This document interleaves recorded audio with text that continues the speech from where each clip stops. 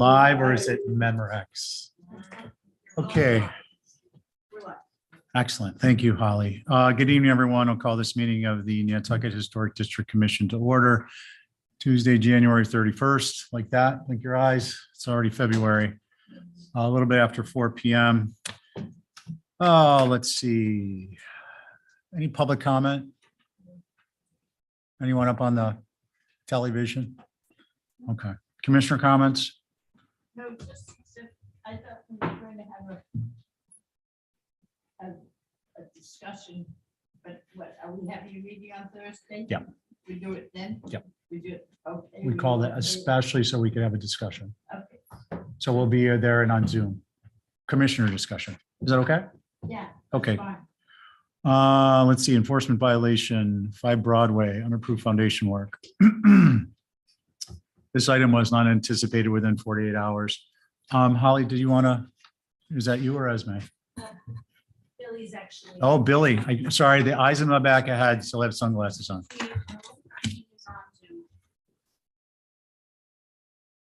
Billy Sod, welcome. What do you got for us? I am here. Can you hear me? We can. Identify yourself and your role, please, for the record. Yep, Billy Sod, planning and land use specialist. So last week we had gotten a picture, we had some photos sent to us and in regards to the foundation work taking place at 5 Broadway. There was no HDC approval, no building permit. So I went out there the end of last week and took the photos that are on the screen in front of you now. It looks like it was a rubble foundation, and it's basically all the rubble's been removed, as you can see in the photos. I think some of the photos towards the front of the house, you can still see some of the stones that were potentially part of the original foundation. So I know the building department did issue a stop work order for this job, and I talked to the building commissioner. He has since spoken with the contractor and issued an emergency permit for this work. I guess after discussing with the contractor, there was something going on with either the foundation or the sill that required this person to move forward. That being said, they still need to apply to the HDC, and I was looking for a recommendation from you guys on whether or not a fine should be imposed. When the application does get submitted, there will be an as-built fee tacked on to that application fee of 10 times the amount. So I didn't know if you wish to fine them further. Thanks, Billy. What I'd like to suggest is, so Billy, we're not going to issue a cease and desist, but we are going to, you have been in contact with them with respect to submitting an application? Yes. Okay. So what I think I would suggest is that we contact the owner's agent and have them come before us next Tuesday to kind of explain what happened. Obviously, they're on notice. They need an application submitted. I believe they should be on notice that, you know, under the regulations, they're subject to an as-built fee fine, and they may fee fine, which is really what it is, both. And that they may be subject to, well, since they've got a permit, they're not going to be subject to a daily. It just seems fair that they have an opportunity to come in, but they're made aware that there is some type of a penalty. Is there any discussion on that approach? Mr. Chair. Yeah, Holly. Thank you. I just wanted to, for the record, this is a really historic structure. This dates anywhere between 1751 to 1797. It's the Prince Gardner House. We actually have an updated Form B. Thank you to the Sconset Trust that's been working on that initiative. But I do think it's important to note that this existing foundation is a rubble foundation as existing and should remain that way. So of course, having plans on exactly what should be done. Billy and I have actually spoken once we found out that there was an emergency permit issued, how we can internally maybe work with the building department on making sure that submittals are submitted at the same time. for something like this. So that way we're not lagging in between the building department and the HDC for emergency situations. Mhm. So No. just wanted to let that be known to the commission. Thank you, Holly. That's important information. Obviously, on Broadway Street in Sconset, it's a historic structure of some age. The benefit of having the applicant come in, I think, is they can give us a little bit more information on the foundation. I happen to be aware of how the stop work order came to be, and have firsthand knowledge of the conditions at the site. And there seems to be some question as to whether it was a full foundation, rubble foundation, or if it was a pier type foundation, which is not uncommon, which is to say certain areas, corners and certain structural areas of the structure were supported by rubble and not the entirety of, which is more of a conventional, around the perimeter. Yeah. Well, actually, yeah, and some of these are new stones. Yeah. So I think it would behoove us just to get some more information, both from our staff, preservation planner, on what existed, and then get some information from the new to be applicant. And then we can kind of actually have some deliberation. You can certainly make comments. I just want to give it some form as to a fair and even procedure, not suggesting that they're going to walk away with anything but a big fee and a solid slap on the hand for touching a historic structure. But go ahead, comment. I just think that it's important for us to preemptively deal with this as a situation going forward. If they had come to us and said there's an emergency, we could have put them at the beginning of an agenda. Because my fear is that everyone's going to do this and say it was an emergency. And in my mind, unless the house is imploding, it's not that dear of an emergency. So I also am, our fee is 10 times the fee to apply, which was $50, $500 is chump change. So I just think it has to be more thought through. But anyway, that's my comments. Okay, thank you. That's helpful. We appreciate it. I Diane? agree with what Val said. It's very important because rubble foundation, the question. 126. 126 Green Street, all about it. And they get done and then it's done. So what do we do with tell us to rip it out? So I think it's very important to stand behind what our rules are and have them come up with some good excuse not that they know what to do. If they call the HCC, if we have an emergency, they would be told. Fair. Anyone? I think, Kevin? I don't quite understand why there isn't a cease and desist because of, historic building.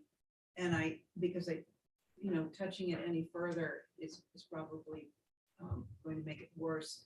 And are there pictures of the original so that when they go to put it back, it will look just like it did originally? Yeah. Okay. Any other comments?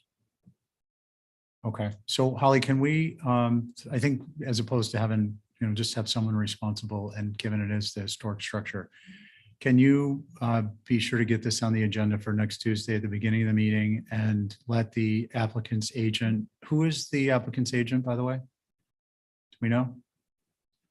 Okay, so whomever it is should be present. And if you guys are, Abby, you mentioned a cease and desist. If you guys want to pursue that's discussion we can have now. Isn't this a good time to do it? Well, it's probably better, not to be flippant, but it's probably better to do it now versus when the foundation has been replaced. Well, that's my fear. So, I would suggest that what we would, maybe the fair way to address it would be that it would be a cease and desist after securing the structure so that, the four corners are supported wherever there's a structural support needed, and then they can come in and we can address the rest of it. Good. Does that work? I'll make that my motion. Okay. Do you get all that one? Okay. Let's see. So this will be the regular members and an alternate, Carrie. Oh, you weren't? Oh, you snuck in. Connie, you're up. On the motion, all in favor, say aye. Aye. Any opposed? Carries unanimously. Okay. Mr. Chairman, Yeah. can I request, because Terry's no longer doing minutes Mhm. and it's practice, it's staff doing them now. Can I request for motions to be read thoroughly and more clearly for us to understand? Sure. So you want it slower twice? Please, if Okay. possible. Um, Till, I'll make I can try. Yeah, please.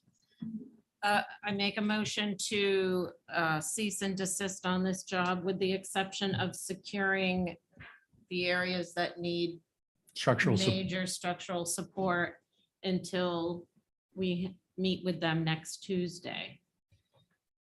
Is that right? I think it covers it. Yeah. You got it? thank you. Okay. And- Don't forget, there is a tape. I know. And it- I know. please don't make have sure to you listen use to your it. mics. Yes. I did.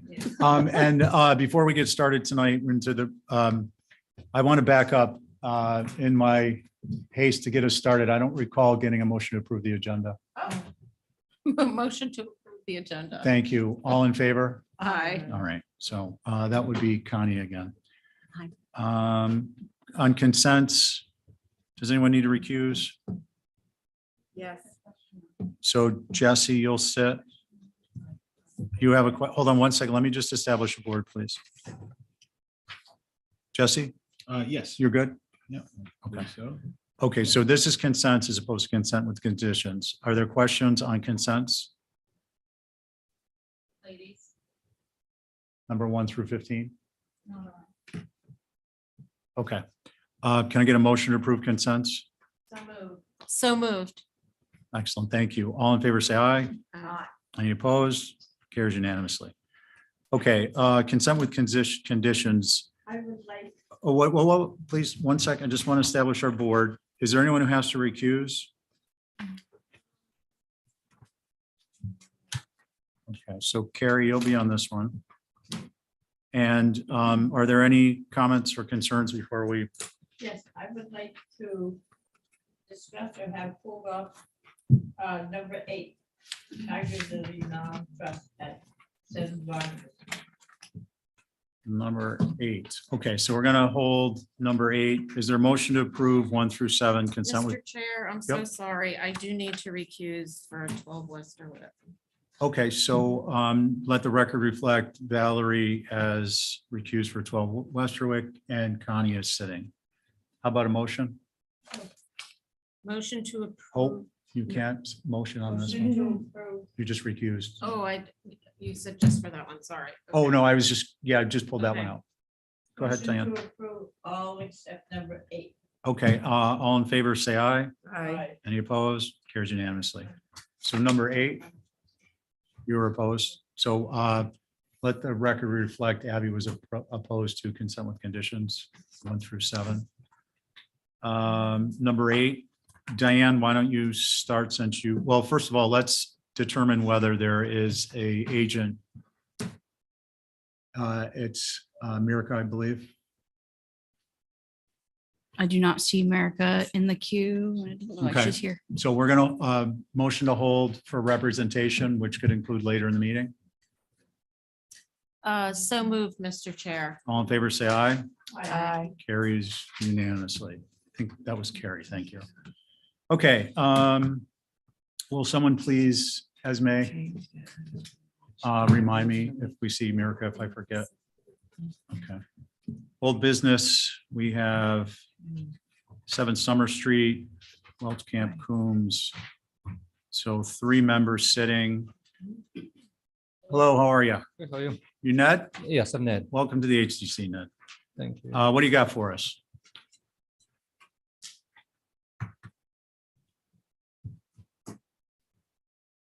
Oh, this is that shed on the back.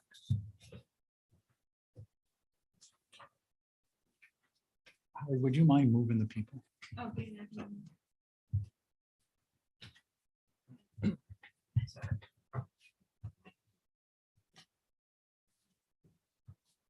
Go ahead, Ned.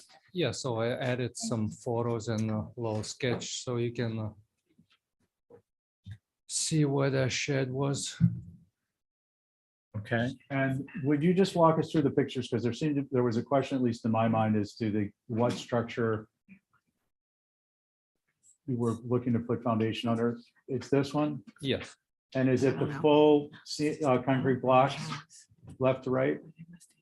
yeah, there is some concrete blocks. Okay, and then behind it is the rubble or the granite block foundation? Yes, same block foundation for existing house. Okay, next picture, please. Okay, anything else you'd like to mention at this point? No, I think if you don't have any questions. Okay. Holly? Thank you, Mr. Chair. So for the record, this is a circa 1790 typical Nantucket, 2.5-story 4-bay with a center ridge chimney and the side entry. The photos of the work shows obviously I wanted to show this to the commission. So this is from Google Earth Street View, very helpful. And I know it's a little bit hard to see, but you can actually see that little L shed addition right there. But I want to bring it to your attention about this batten door and this window. If you compare it to the photos that he's provided, those are gone. So obviously, will these be replaced? These are the historic elements of the structure. So I would be remiss if I didn't ask or say that they should be replaced. Also, I've attached Sanborn maps from as early as 1893 all the way to, I think we go to 1923. And it's clear that the rear L is at a minimum of 145 years old. So understanding that some, restoration needs to be done.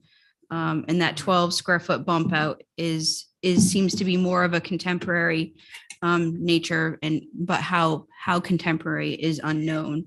Appreciate the floor plan sketches provided, but based on that, on the photos, what is existing, and of course, it kind of seemed to have more questions regarding the cinder blocks. Is a cinder block just under that platform and the little 12 square foot bump out? It obviously elevations would be helpful.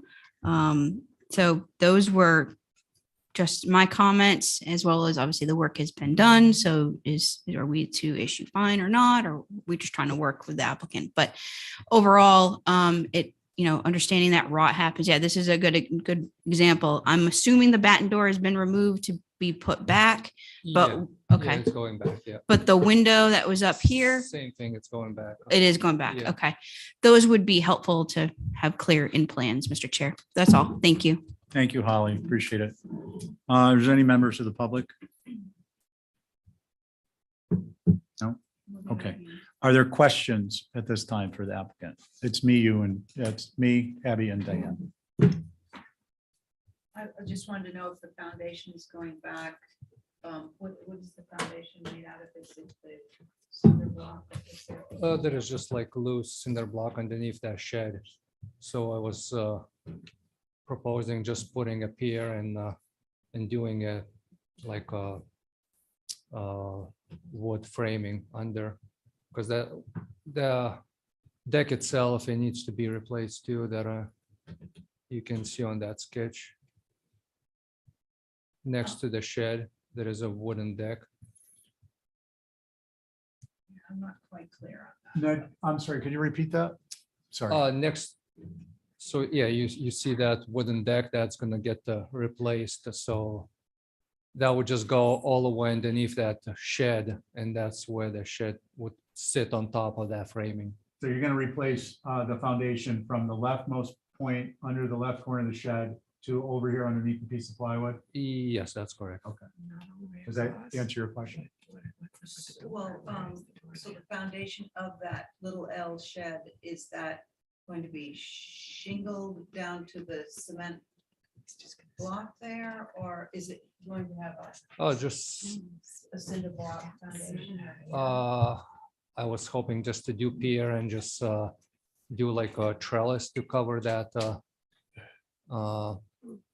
Ned, let me interrupt. I'm sorry. Yeah, Abby's asking you, is the sidewall going to be shingled down to Yes. the bottom of the floor structure? Yes, And then you're proposing not to put a block foundation, but a pier, so you're gonna go from there down to grade with lattice? yes, if that's okay with you.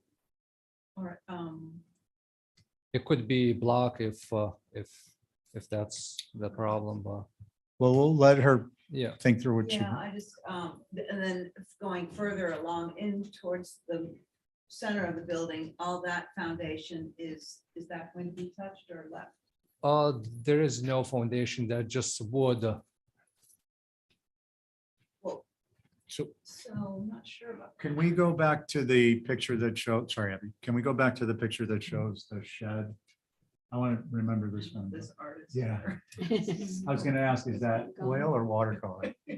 Back to the one that shows the shed, close up. One more up. I think. Yeah, this one. Yeah, So Ned, this is PT, yes, and exactly. then this is your concrete block over to here, Yes, but it's inlet here for the PT to sit on? yes, Okay, so you're saying, for clarification, you're saying you'd remove this and replace it with piers for this structure, yeah, bring your shingle line down and use lattice. yes, And here, this would just be on piers, and then you'd have your floor structure. exactly. And then going further into the building. Nothing, right? You're not touching the main house. Not the building. So just my question to the board is, what do we think about seeing trellis on this historic structure? Because I don't know if it's ever been there before, so I just want to know what my other fellow board members think about that. Okay, Diane, why don't you start with your comments and then we'll go from there.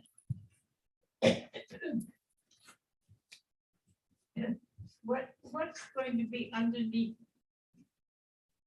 the deck that goes from the little thing all the way to the end? Just sort of hanging out there. Is it going to stress on the ground, or is it going to have underpinning or what? Piers. So instead of a concrete foundation, they'll just be basically a column at grade, below grade and up to the bottom of the structure. So you see less concrete, but you also have an opening, and if he does what he's proposing, and if he does what he's proposing, he's adding lattice, which we sometimes see underneath foundations. Yeah, we see them. Yeah. This age. I don't know what all these things. Putting ladders in that area. Okay, I'll follow up with Holly in a moment, and after we get your comments. But That's it? what I'd like to know, the piers are going to be sturdy, that if you're going to go down with shingles down to them, then they will be, but there'll have to be some filling in order to do the shingles. Yeah, So maybe we need more precise drawings, so we know what's going where. okay, But the depth is and stuff like that. okay. And Holly, did you want to comment on lattice in the back there? Historically saying, I wouldn't say it's appropriate for lattice, but visibility, that's a question. Okay, and we can ascertain that these are probably blocks from I don't know when, I mean, looking at them, it's 70s, 80s. So what's the visibility of this corner from? Is there no, I'm just trying to think of where it is on Yeah. Pleasant. Back from Pleasant, you can see the whole thing. Okay, Ned, you got yourself in a little bit of a Yeah. twist up here. A drawing. yeah. Just save us a lot of Yeah, time. I think, Ned, what we need, I hate to do this to you, but just give us a section through the shed. It can be hand drawn and show us, you're basically putting in a floor structure system. It's going to be supported by piers, and that you're proposing to use lattice wrapped around it. And you can just do a section through the building drawing. Would you prefer to be just block? Would that help, or you still? Well, if he were to replace this with block with this, I think we need a drawing to show Okay, so- exactly what he's doing. no, he needs a, Square ladders. okay. It doesn't sound like lattice is out of the question, but you definitely need to get a cross-section drawing. Are you going to be okay with a cross-section? Or I just need an elevation. I just want to know what it's going to look like. from Okay, Pleasant Street. So, so you want to make a motion? yeah, my motion is for more information and it would include an elevation of that west and I guess it's just the west. And what it will look like when you finish your work, like where would the trellis be, where are you putting your, and it just pull out and say, this is the trellis, this Yeah. is the cinder block. that Okay. We're replacing, so we can see exactly it's going to look like. Okay, And maybe even put on that drawing, put the window back in and the Yeah. storm door, okay, the that door. So we can see exactly what the scope of work is. That'll Okay. save us a lot of time. So basically one elevation, which is Yeah. the rear of the structure, and you're going to show us what exists. You're putting the window back in, you're putting the batten door back up. Yes. Label up the foundation that you're going to propose okay, for the shed area. Draw in some shingles down to where they're going to be relative to the grade line. And it sounds like you could move this through based on whatever discussion happens then. okay. And why don't we put this on for, and then are we discussing this is an as-built, so it would be an as-built fee? Is that correct? Okay. And then why don't we just put this on, where do we put this back in the queue? Right, so I mean, as early as Tuesday. Okay, Okay, yeah, so, okay. all right. So on the, your motion, Aye. all in favor, say aye. Aye. Okay, carries. Thanks, Ned. Yeah, thank you. Mr. Chairman, Yes, 41 Monomoy, that was heard on Thursday. That was my mistake for not taking it off the agenda. Because okay, it was, I believe the motion was held for review. yes. So So we're gonna move to new business 1220. Good evening, Mr. Chair. I'm sorry, I just beeline here because I've been told that you pulled. Yes, Mirka, And- so we're gonna go back to number 7 Barnabas Lane, Pool and Hardscape. This was put on consent with move pool surround patio out of the setback, reduce size of the patio around the pool and soften the edges of the pool patio and granite patio. No pool equipment in the setbacks. Pool equipment to be fenced, minimum type 2 visibility blocking, no grade change. Pool not visible at time of inspection or thereafter. Single width driveway, either of the proposed materials, either of the 2 proposed materials versus a double width driveway. So that was consent with conditions, and it was pulled for questions, and I requested a motion to hold it for representation, so we weren't spinning our wheels. So or if it's okay, Go ahead. if it's, I can just answer the question if it's or if it's related to the garage. I in the think- front? Mirka, at this point, it's just open as a regular application Okay, for discussion, because there was some concern, and I don't know what they were. So we're gonna listen to, okay, why don't you present the application, perfect, and then we'll go through our normal process. perfect, Okay? perfect. So, I'm just this down, so I'm tiptoeing here. And so this application is for the pool in a back on the Barnabas, which would be just to a little bit of the character of this property. We have a same owners who own the number 9 and 7. So this pool kind of become as their center part. So it will not be visible from the street once the constructions of the proposed structures are completed. I believe in right now, as of today, the main house is in front of you. You already heard it, and it's going back in front of you with the revisions. The garage, and that's why I was wanted to suggest, is on the agenda for a new business. That's where I was after this, number 1. So it's in a back, it's at grade. The deck little approach the setback, but I don't mind. I discussed with the clients your comments. They were agreeable with all of it, reducing the decks, reducing the patios. When the question goes to the pool equipment, it's going to be within the garage structure in the basement. So it won't be visible, fully screened at the basement level. And then, yes, they were open to just do single driveway in the front of the garage entry. So there was no issue neither. So all the comments were accepted by the client, and I already was starting to do the revisions based on those. Okay. Anything else? No? Oh, that's it from my side.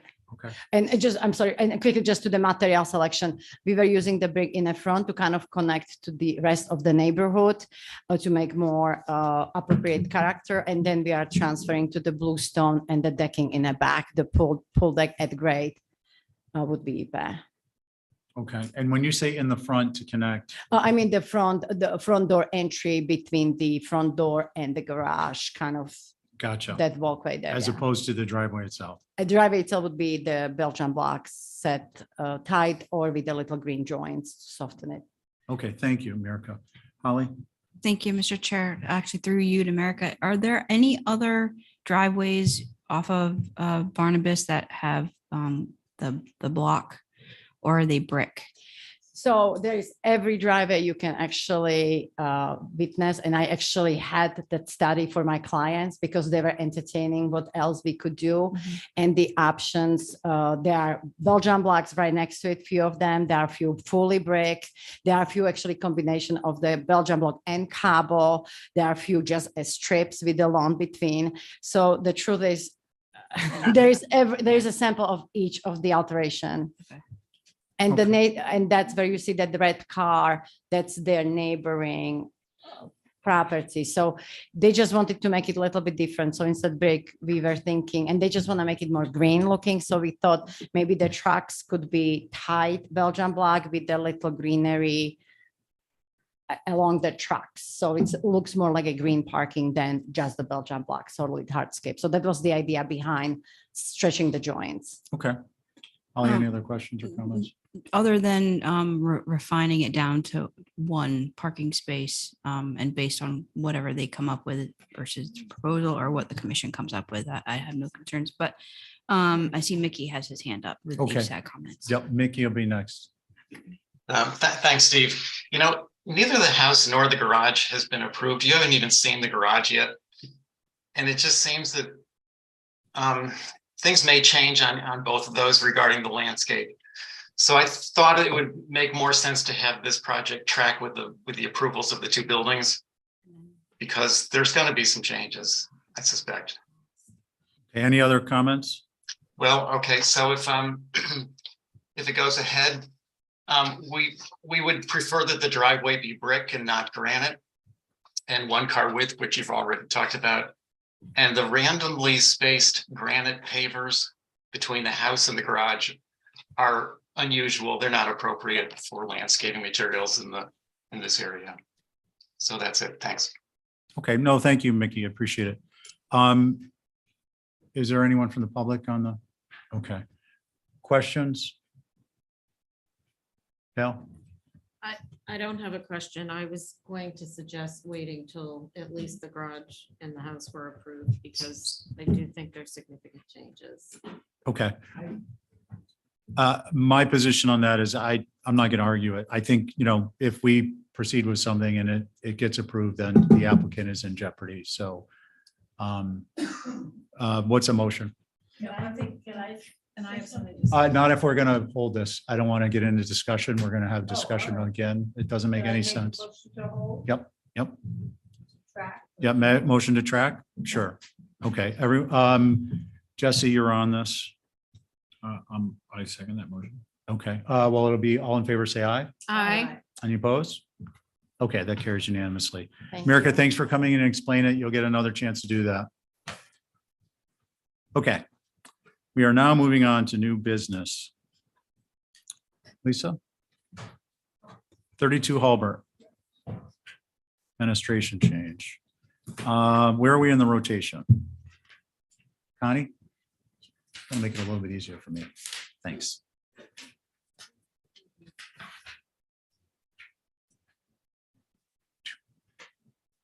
Oh, we wait till they get the drawings up, or you guys have them? Yeah, we have them, but So on the north elevations, the changes are to put the chimney back to a location that had been previously approved, closer to the roof walk. We decided to open up the side porch on which faces Willard Street. The west was again opening up that porch that faces Willard. We did a single-story addition for the program that used to fill in that porch off to the side. And then we just expanded the dormer on the second floor. And then on the south, there were just some fenestration changes and reworking the massing slightly on the Willard Street side to have those gambrels align. The chimney, adding a single story mass on the east side of that elevation. And then you see that as you look at the east elevation. And expanding that dormer. Okay. Anything else? No, I don't think so. I think that's all the changes. Okay. Holly? Thank you, Mr. Chair. So for the record, this is an infill dwelling that you all have approved within the historic district of Brant Point neighborhood. And this structure was designed following our resilient Nantucket design guidelines. Appreciate the relocated chimney next to the roof walk as historically done. On the west, tie the two windows in the new dormer into the ganged as the others on the other elevation. And conform the dormer to building with Nantucket in mind is one of my recommendations. On the south, the gambrel seems a little crowded with the 3 ganged windows. I would recommend changing it back to 2. And on the east, mimic the 2 ganged like the ones that are on the first floor. I think that was more successful. And I do know HSAG had some comments. Thank you, Mr. Chair. Thank you. Mickey? Yes, mine are quite similar to Holly's. Looking at the west elevation, the widened dormer covers too much of the main roof plane right there. The windows should be combined as a mullion and the dormer narrowed accordingly. Down to the south elevation, the triple window, Holly mentioned this also, the triple window on the second floor is too much. It should remain as 2 single windows. And a similar issue on the east, which Holly might have mentioned also. Combine the windows and narrow down the dormer. Thanks. Mickey, just quick clarification. Is that the south or what was the last elevation? The east. The last one was the east. East. Okay, thank you. Anyone from the public? If there's no questions, we'll go right to comments, concerns, please. Any, if any. I'll go. Go ahead. The only concern I had was that dormer on the, whatever side it is, that was expanded. Triple? No, the west. No. Willard Street. It is the. West. I West. guess, Yeah. west. That went from a single to a double. I think that does need to come in some. And I don't mind if the windows aren't ganged, but I do think that it needs to come in and comply. Not have as much shingle wall. Okay. Diane, you ready? I agree with that. The door over there is too long. I would like to see the windows separated and that one thing. Everything on the second floor is small and it makes it heavier than what you've got on the first floor, which are more movable windows. Okay. Abby? I appreciate moving the chimney in, and on the west side, I like that new porch extended. I think that's very appropriate. But I agree with Diane and Val that the new dormer with the 2 windows in it, the simplicity that you have there now, it's beautiful. I mean, it just looks a little bit overdone now. And I do agree with HSAB about on the south elevation, now that it has a triple window, I think the 2 is more successful. Okay. I just love the simplicity of the original one. All right. Thank you. Thank you. Connie? The same as on the south with that triple window just looks too much. I would like to see that remain a double. That's about it. Okay, so Lisa, it sounds like there's consensus on the dormers and that triple in the gable on the south. Was it both dormers or just the one dormer facing? I the think window? it's primarily the west, the east Okay. didn't come up. It came up in HSAG and Holly's comments. For me, on the south, those comments on the dormers, I think are appropriate. On the south, I actually think it wouldn't be inappropriate if those were just more wider structural malls. But that's going to change how that window fits in overall. So you're probably going to go down to 2 windows either way. But in any event, I think that you could have some success with structural malls in those windows to get a little bit more width. If everything's shrinking down to the width of the windows, you can pad that out a little bit. Do we have a motion? A motion to hold for minor revisions. Okay, on the motion, all in favor, say aye. Aye. Any opposed? Okay, that carries unanimously. I know, I was wondering if you could do it through staff, but, I think I got the sense they want to see it. okay, Sorry, that's okay. I would have been game. 6 and 8 North Beach Street, 4 Dolphin Court. Mr. Chairman, the applicant requested to hold. Okay, and there's a This is their one time. one time. 2, 4, and 6 Highland Avenue. Matt, I'm sorry, hear what some- about 8 Chuck Hollow? Mr. Chairman, on 8 Chuck Hollow, that was held for a view. So I should have taken it off the agenda. okay, and who's speaking? I'm sorry. I'm sorry, this is Jason Leonardo Finger. Can I ask one thing? It hasn't been staked yet. Nobody's going to see stakes in Scrub Oak, so I don't think you asked him to flag the stakes, and I don't know if that can be asked.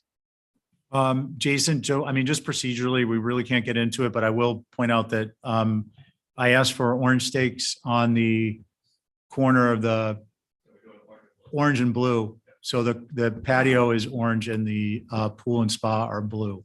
Okay, thank you. Okay, yeah, sure. No, happy to help out with information. Okay, so we're gonna go back to 2, 4, and 6 Highland Ave. Yeah,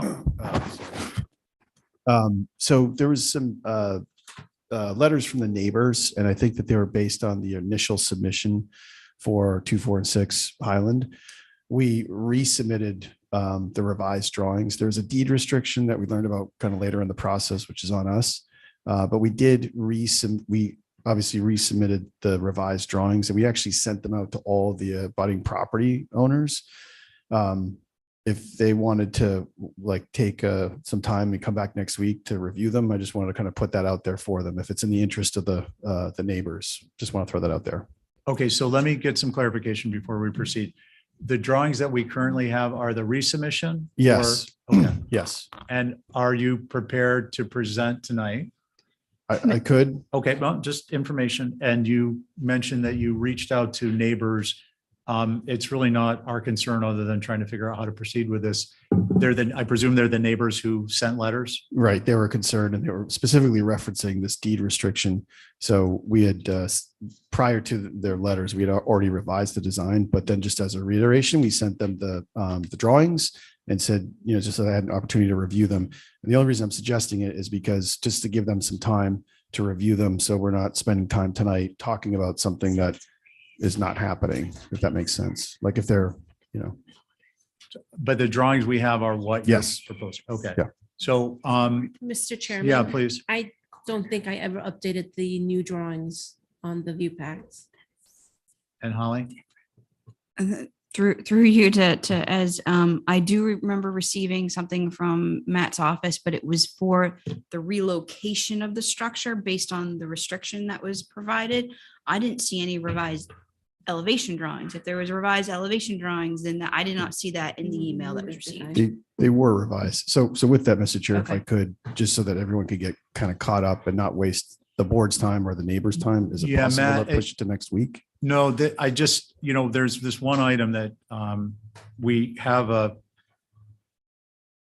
best practices procedure in place that you can hold once. If you hold twice without 2 weeks notice, it bumps it out a couple weeks. Mhm.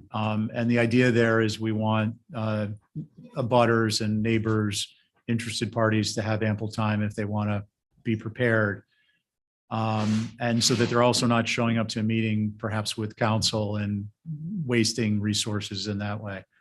So I believe, where are we with a number on this one? Has this been, this is the first time this has been opened? Or would be opened if we opened it? That would be correct. I mean, it has never been opened. Okay, and this will be the first hold?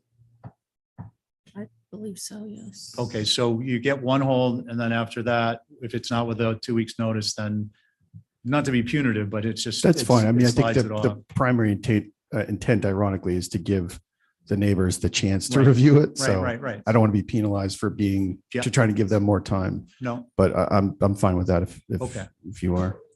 Correct. I just want to be clear. Okay, so we're not even going to open this. We're going to hold it. We're going to hold it for, Matt, is a week enough? Yeah, I would think so.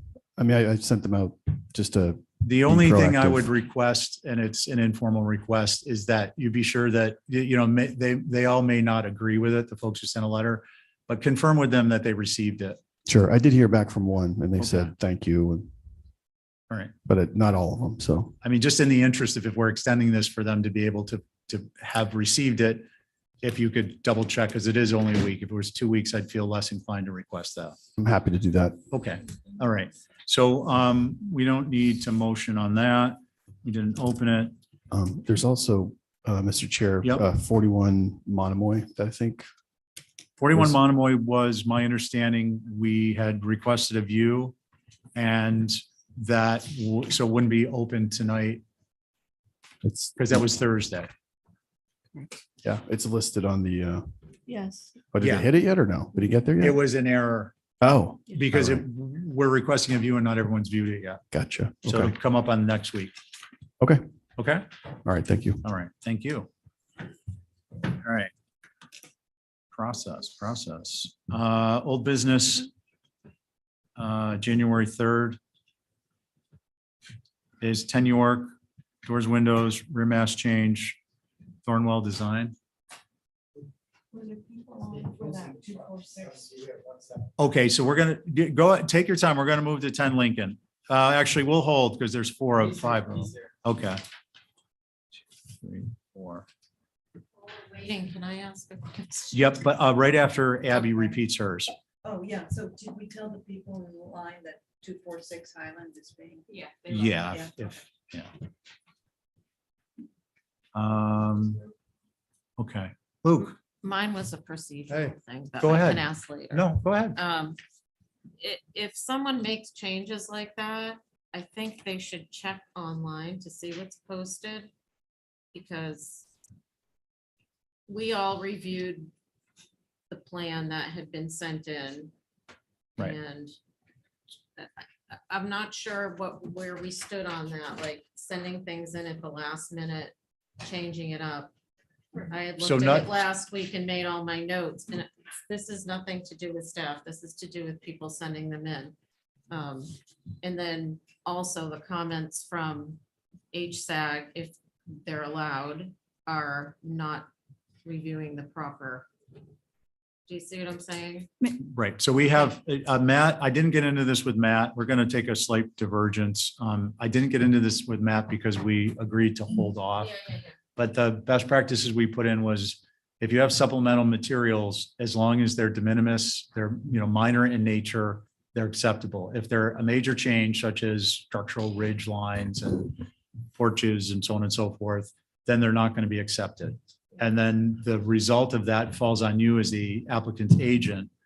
If, for instance, we say, well, we can't accept it because we all haven't had a chance to review it, Holly hasn't had a chance to review it, HSAG, then it needs to be rescheduled. Okay. And that could trigger, well, that was your third time. So all of a sudden you're a month out. Right. So, but let's pick this up in best practices in Okay. terms of the initial comment you made, Okay. which is they need to check online. Yeah, Okay, okay. well, thank you. Mr. Chair, Yeah. just quickly on that, I just want to make it for the record. We did receive supplemental information on that particular application on Friday at 12 o'clock. Has 4 pages attached to it. My understanding, we as staff did not receive revised plans, so I just kind of wanted that clarified right now. I just- think that was obvious because it's supplemental. Yeah, I don't think that's being contested, but just since you brought up that date and time, you're saying that that's the deadline to submit those types of things, correct? That wasn't enough time, I believe, right? Yes, typically I request everything by noontime on Friday because it takes me a while to upload everything onto the website. No, that's fine. So the takeaway, excuse me, dinner. The takeaway for applicants, agents at home is, and in the audience, is submit it by the deadline prior to the meeting, or it doesn't count, and it can affect when you actually are heard, especially if you've already put your application on hold more than once without 2 weeks' notice. Fair enough? Okay. So that's number 3 and 4 under 1220. Again, to be clear, 2, 4, and 6 Island Ave. We're moving on to old business, January 3rd, 10 York. Doors, windows, rear mass change, and we have Luke Thornwell here. Yeah, thanks. Go ahead, Luke. So yeah, we believe we've addressed all of your concerns.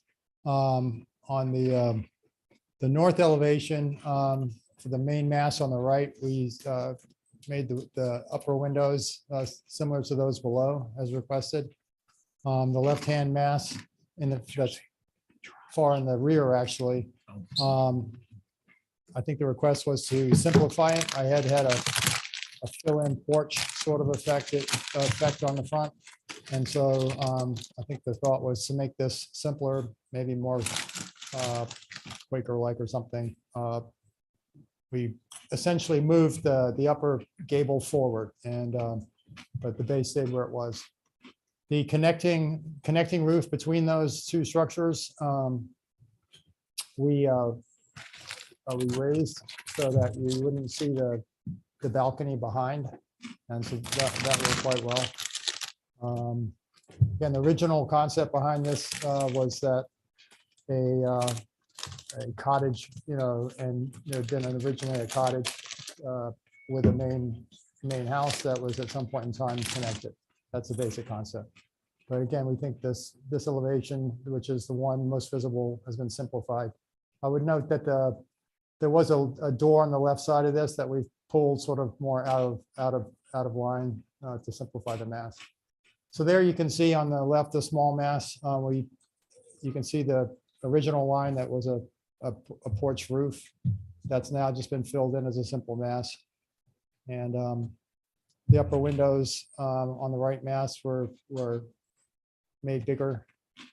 And I believe we actually moved those a little bit. I think there was a request to make those a little friendlier. And then on the back elevation, we added, which I don't believe you can see from anywhere, but if you could pull that up. We added a porch roof because we thought it was nice. And yeah, those are essentially the changes. Okay. Right, I would say also the right-hand mass, we actually pulled away from the setback, I think, by a couple of feet. So the distance between those two structures, the main structure and the left-hand structure got narrowed a little bit as well. Okay. Anything else? I think that's it. All right. Holly? Thank you, Mr. Chair.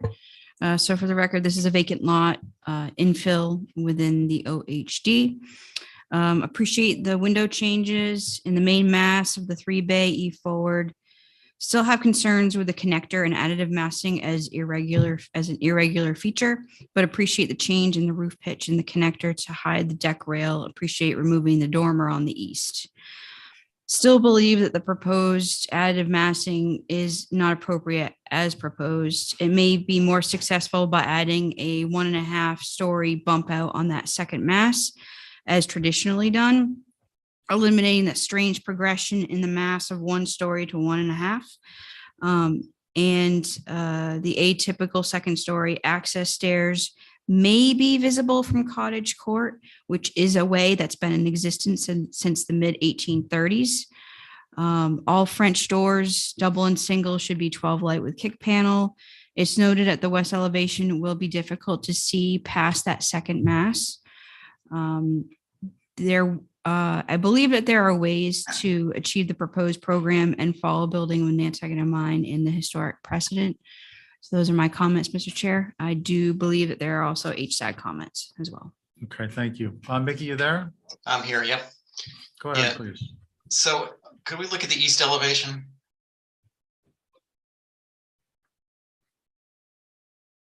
Right there, that's good. So the east facing shed off of the main mass, I believe the plate height was raised on that small shed sort of addition to the side of the main mass. And then we felt that it worked better with a lower plate with very little space above the doors and the windows. And then the adjacent houses in the neighborhood telescope to the rear, not necessarily to the side as this one is doing. Adding a 2-story mass to the side seems inconsistent with the neighborhood. And as far as we could tell, there are no other roof walks along York Street or in the west side of Orange Street neighborhood. That's it. Okay, thank you, Mickey. Anyone from the public? Okay. Luke, you can go now. Yep. Can I respond? Yep. Yeah, I think as far as the roof walks go, again, I think some of these comments we didn't hear before, but as far as the roof walks go, I did a very careful analysis of the context, of vernacular context in this area. And as far as roof walks go, there's, I think, 7 within 7 houses, or 10 within 10 houses. They're on Orange Street. They're next door, I believe, which is a Quaker house. This is the classic Quaker home that would likely have, could easily, within the guidelines, have a roof walk on it, totally in keeping. And again, we've made great efforts to create open space. And I feel, that the applicant is getting pushed pretty hard. We made great efforts to make open space that contributed to the street. That was like the house next door. We did not put a house on the front edge and then take it all the way across the front of the leading edge of the street, as might have been a submission.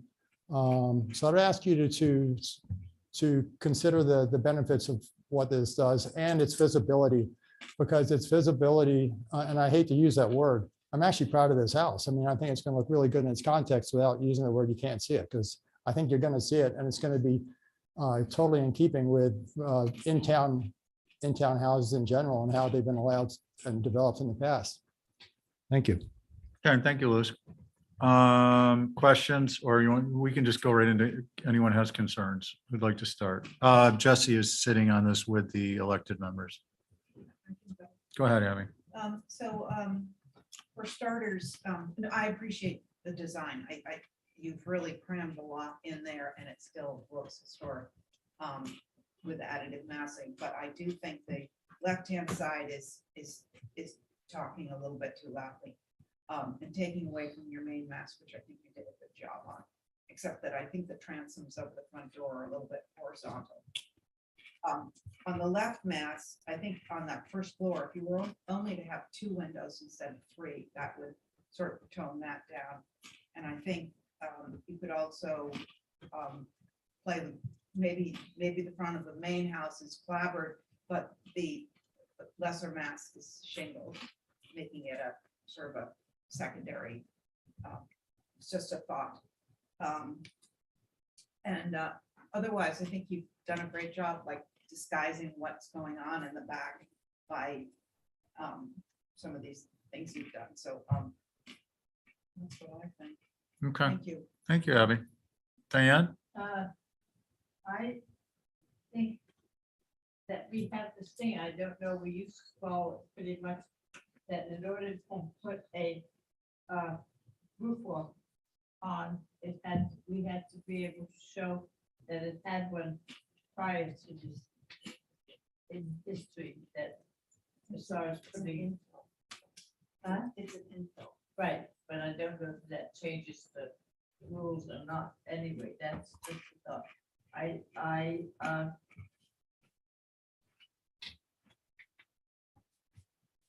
would like to see on the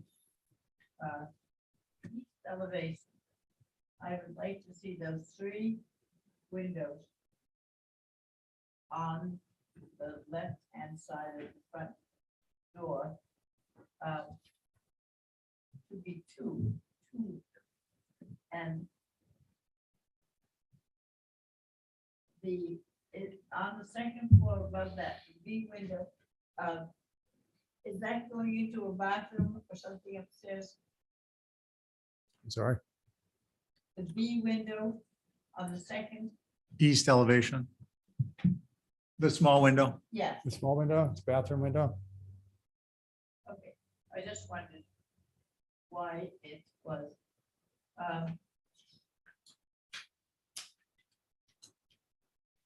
I would, and I don't know that it can be done, I would like to see the addition to the left on the east elevation come down slightly. It is almost up to the top and it doesn't give you the feeling that it is a newer part of it. I don't know whether you can drop it at all. I don't know what your floor ID for it.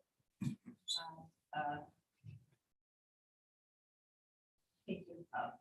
The plate height is raised to 8 feet there.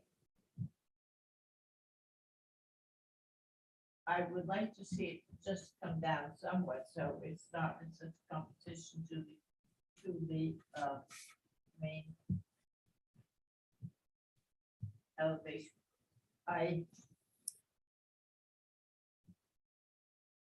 The connector piece, I don't know, I think it's probably done as much as we could do to bring it down.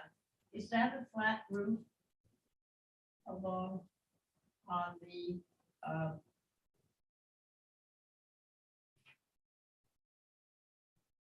west elevation by the stairs going up to the second floor?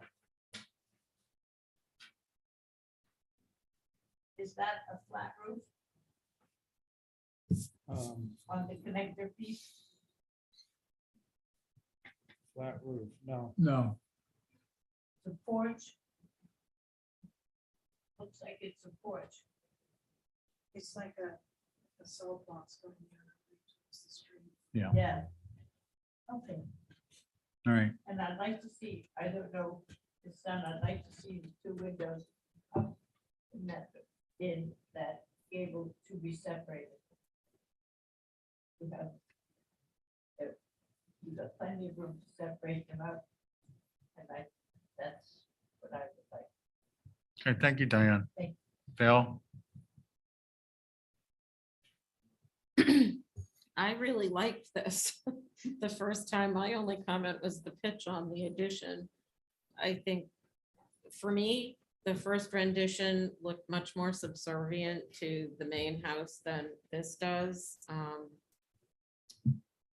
I liked with the porch roof coming off, or the shed roof coming off the front to mitigate the whole second mass there.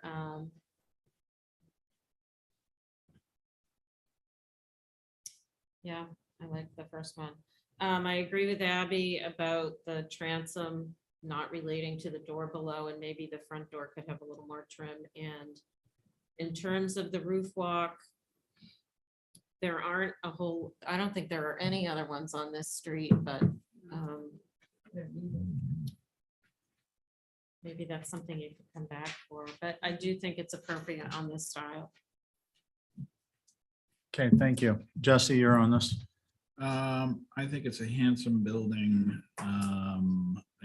The revisions you've done are appropriate.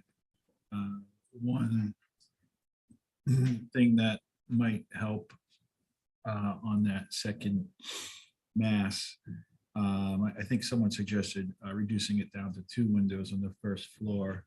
I think it might look better if just the windows overall are reduced in size to give it less of a presence. That's about it. Thanks, Jesse.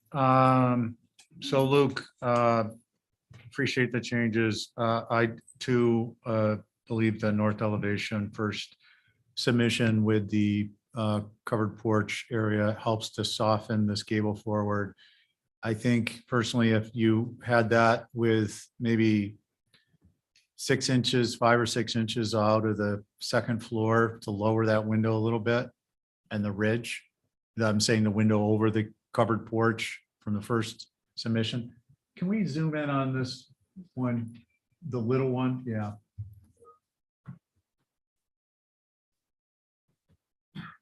Yeah. So this is the one I think is more appropriate. And if that window were slightly smaller and the second story portion of that mass were 4 or 6 inches lower, for me, I think that that's approvable. And the roof walk is an infill.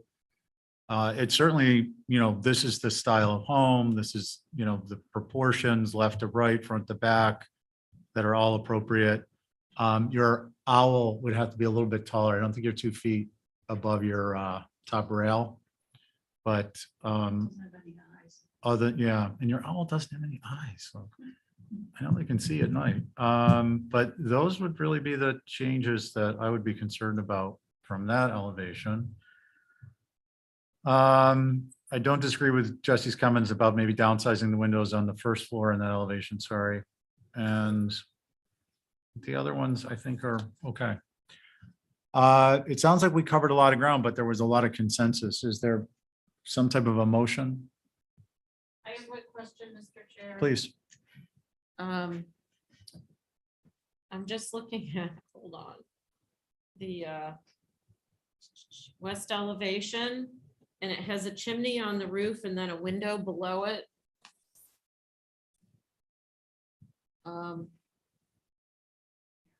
Yeah. Right there.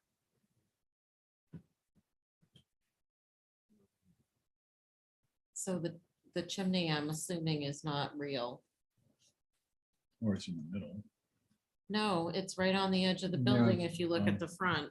It's pretty close to the edge. Luke, Right. do you want to comment on that? It's been so long since we looked at this. Are we going to see brick through that window? It is fake. Oh, please, Luke. It's fake. Okay. I- Does that change your thoughts? No, because I think it's a disconnect when you look at the building, can so get rid of that that. should probably go away. We can get rid of the chimney or we can get rid of the window. I think the window, if I know Diane. Right? Keep the chimney. Or just leave it the way it is. Val, do you have a motion or? Can I ask Oh, one more wait, question? Diane, go ahead. On that elevation, does, or the French doors, did we mention that they should be 12 with a kick panel? Yeah. I think HVAC. Yeah, I didn't catch that just Yeah, on the scheme of things, but yeah. I think it would be good. Okay. Val, were you going to try and do a motion other than reboot? Yeah, I can try. Are you guys comfortable with a through staff? Well, let's see if you agree with my 3 staff. Okay. I'll buy that. I'm picking up what you're laying down. Okay, here goes. Make a motion to approve through staff with the faux chimney moving closer to the roof walk on the north. Thereby, if you leave the window, it's could be appropriate. Changing the front door transom to more relate to the door and a little bit more trim around the front door. To add Question. back the 1-story element on the north to the addition. And I think that's it. French doors. Oh, and the French doors to be 12 panel with 12 light with kick panel, which no one will see, but yes, those. With the roof off and- Yes, with the roof block. I think it's appropriate on this style house. On Vale's motion, all in favor, say aye. I- Bye. Opposed? Okay, that carries unanimously. And that was through staff. Yes. Okay. Luke, did you understand it? I'll look at the minutes. Okay. Watch the tape. We're at 5:10. So it's not quite 5:15. We're going to take a 7-minute break. Pizza's here, and we've got 10 Lincoln up next, which is a series of 4 applications. I'll write that down. Yeah, yeah, that was tough. Pizza. Okay. Going. I can do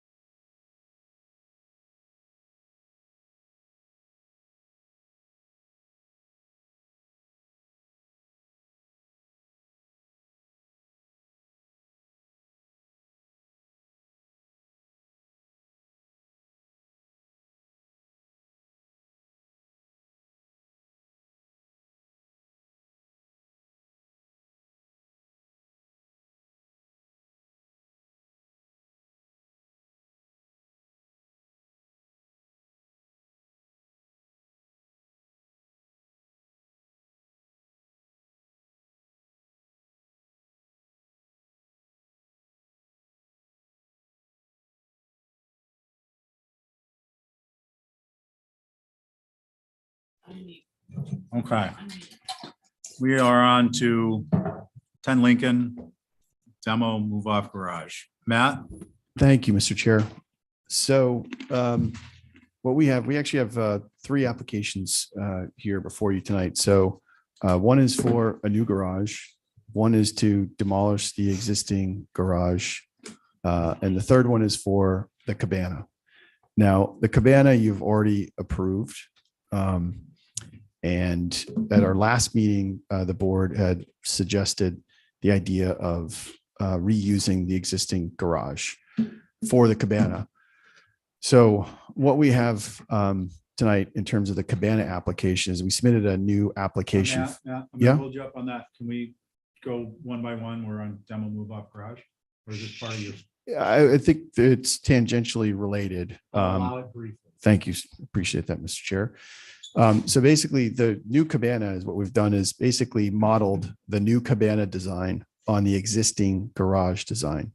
And the idea is that we're going to rebuild the cabana to emulate the existing garage. So we checked the dimensions. We've got the same door style. There are some minor additions to it, but the idea was to, instead of like moving the garage on site and using it as the cabana, we are proposing to rebuild it. And that's for a couple of reasons. Picking up and moving it. We actually have some people that might be interested in it, and we think it's just going to be a more effective structure to move.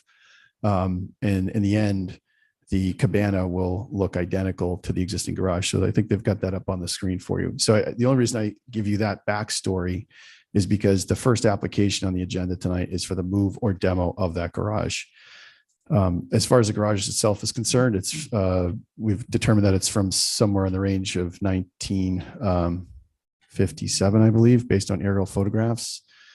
Just by way of comparison, I know that there's been other structures that are of the same age that have been approved to be demolished. This is going to be a move or demo. I think that it's possible that somebody could take it, but I'd say that just given its age, and I don't feel like it's a significant structure. But having said all that, we're essentially going to be rebuilding this structure on site with some minor additions. So with that, I look forward to comments from the board. Mr. Chair, thank you. Okay, thank you. Just to establish the board, Carrie, you're sitting. Am I? Oh, wait, no, this is established. I'm who is sorry. Camp Oliver Dutra? Camp Oliver Dutra. You're the alternate. Oh, Ray's not on this. I'm sorry. I thought Ray was on it. Okay, so Jesse, you're on it. All four. And Holly? Thank you, Mr. Chair. So for the record, there's an HDC survey on file for this garage, and it's actually has a historic name. Isabel Proudfit, who owned the main dwelling on the site in 1948, and therefore I would assume that this structure is approximately from the 1940s, 1950s of construction.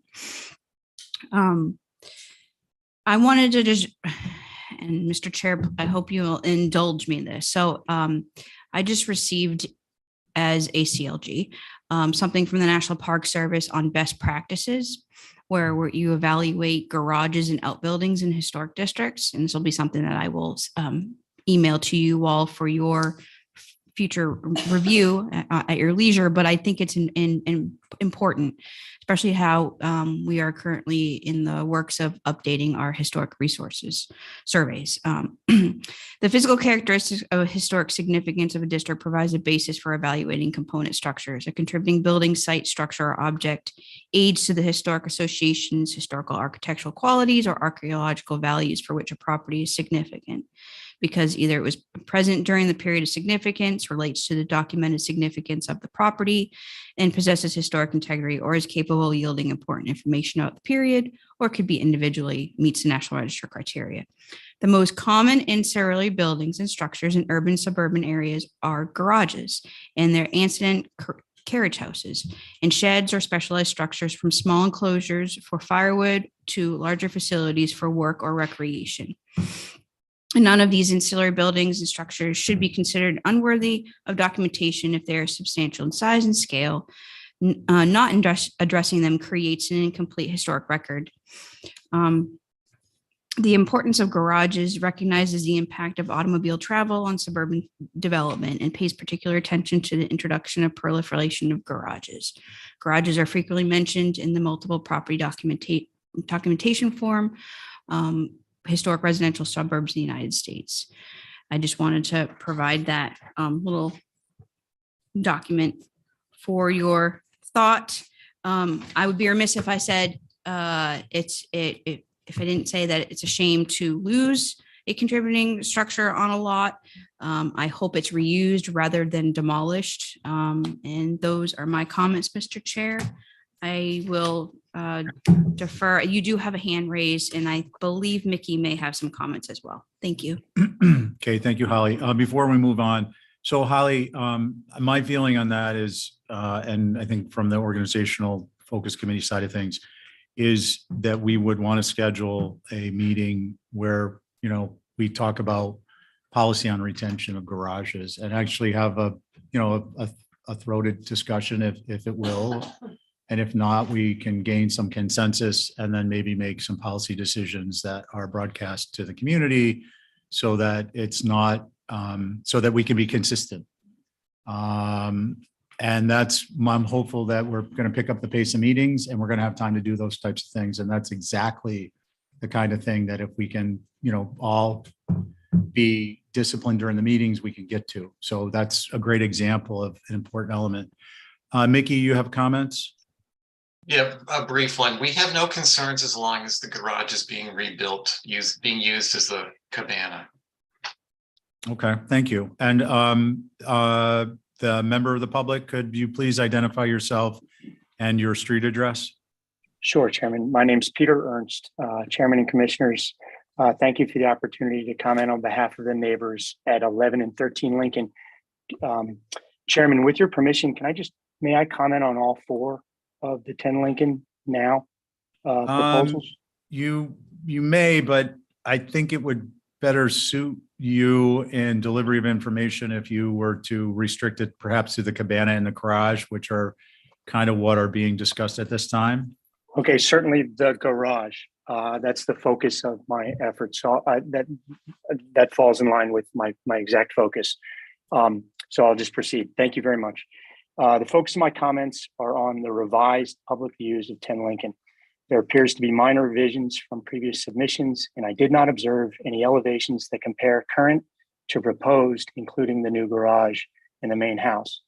If elevations are provided that include the main house, along with the garage, current condition and future, then these could be useful for commissioners to assess the appropriateness of the proposed garage and new Lincoln Avenue driveway. I would like to ask HTC to continue to consider the appropriateness of A, the proposed new garage's proximity to the main house, B, the new garage's closeness to Lincoln Avenue, and C, the new Lincoln Avenue driveway. Please note that the garage today is in the exact location of the proposed cabana, which is very far, which is distant from the new proposed garage and Lincoln Avenue.